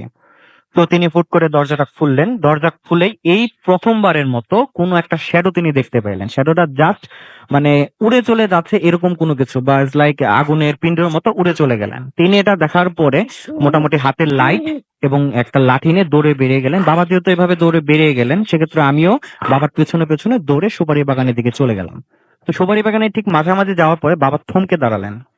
তো বাবা থমকে দাঁড়ানোর পরে আমিও বাবার পেছনে থমকে দাঁড়ালাম। থমকে দাঁড়ানোর পরে বাবার লাইটটা গেল হলো একটা অ্যাঙ্গেল করা 45 ডিগ্রি অ্যাঙ্গেলের মতো একটা বাঁকানো একটা সুপারি গাছ কাত হয়ে আছে, সেই কাত হওয়া সুপারি গাছের দিকে। তো এই সুপারি গাছের দিকে আমার চোখ পড়তে আমি ইনস্ট্যান্ট ওইখানেই বমি করে দিচ্ছি, মানে ওই জিনিসটা দেখে। আসলে জিনিসটা ছিল এমন, ওই বাঁকানো ওই সুপারি গাছটাতে একটা মাংসপিণ্ড, মানে আমরা কুরবানির মাংস যেভাবে দেখি বা দোকানে যেভাবে মাংস ঝোলায় রাখে, কষায়ের দোকানে ঠিক যেভাবে মাংসের পিণ্ড ঝোলায় রাখে, ঠিক ওইরকম একটা মাংসের পিণ্ড এই সুপারি গাছটাতে। আর এই সুপারি গাছটাতে শুধু ওই মাংসের পিণ্ডের 2টি চোখ আছে, আর কিচ্ছু নাই, একদম জল জল করে আমাদের দিকে তাকিয়ে রয়েছে। তো এটা এটা দেখে তো আমি অসুস্থ হয়ে পড়ছি। বাবা হাতের লাঠিটা ছেড়ে দিলেন এবং আমাকে ডান হাত দিয়ে আমাকে আঁকড়ে ধরলেন, আর বাঁ হাত দিয়ে ওটার দিকে টর্চ ধরে রাখছিলেন। তো আমরা যখন ওটা থেকে পেছানোর চেষ্টা করি, মোটামুটি ভয় পেয়ে পেছানোর চেষ্টা করতেছি, তখন ওটা আগাচ্ছে। আবার আমরা যখন একটা সাহস দেখে আগাচ্ছি, ওটা তখন পেছাচ্ছে। তো ও পেছাচ্ছে, আমরা আগাচ্ছি, আবার আমরা পেছাচ্ছি, ও আগাচ্ছে, এরকম কিছুক্ষণ চললো। তো আমরা যখন থেকে যে পালাবো বা পেছন হটবো, এই সুযোগটা আমরা পাচ্ছিলাম না। তো বাবা অনেকক্ষণ ইতি করে, মানে অনেকক্ষণ দোয়া কালাম পরে আমাকে ডান পাঁচুটে খুব শক্ত করে চেপে ধরে, মানে মোটামুটি মানে আল্লাহর নাম নিয়ে একদম পেছায় পড়লাম আমরা। পেছায় এক দৌড়ে যেভাবে পারছি, আসলে কিভাবে গেছি বাসায় সেটা জানি না, মানে এক দৌড়ে পিছায় চলে আসছি বাসার মধ্যে। বাসার মধ্যে চলে এসে আম্মুকে কিচ্ছু বলি নাই, এমনিতেই সে অসুস্থ, যদি বলতাম আরো অসুস্থতার মানে আর বেশি অসুস্থ হইতো। এর পরবর্তী সময় আমি পরের দিন পরীক্ষাটা দিলাম, পরের দিন পরীক্ষা দেওয়ার পরে আমরা যত দ্রুত পারছি বাসাটা ছেড়ে চলে আসছি। আর বাসা থেকে ছেড়ে চলে আসার পরও আম্মুর অসুস্থতা প্রায় আরো 6 থেকে 7 মাস ছিল। এই ছিল রাসেল ভাই আমার ঘটনা। ওকে, অনেক ধন্যবাদ আপনাকে আপনার ঘটনার জন্য। আমরা ছোট্ট একটা বিরতিতে যাবো এবং বিরতির পরে আবারও ফিরে আসবো। সেই পর্যন্ত আমাদের সঙ্গে থাকুন। Stay tuned for your Food FM and do Foodie. Fruity FM. The night comes alive with Graminphone.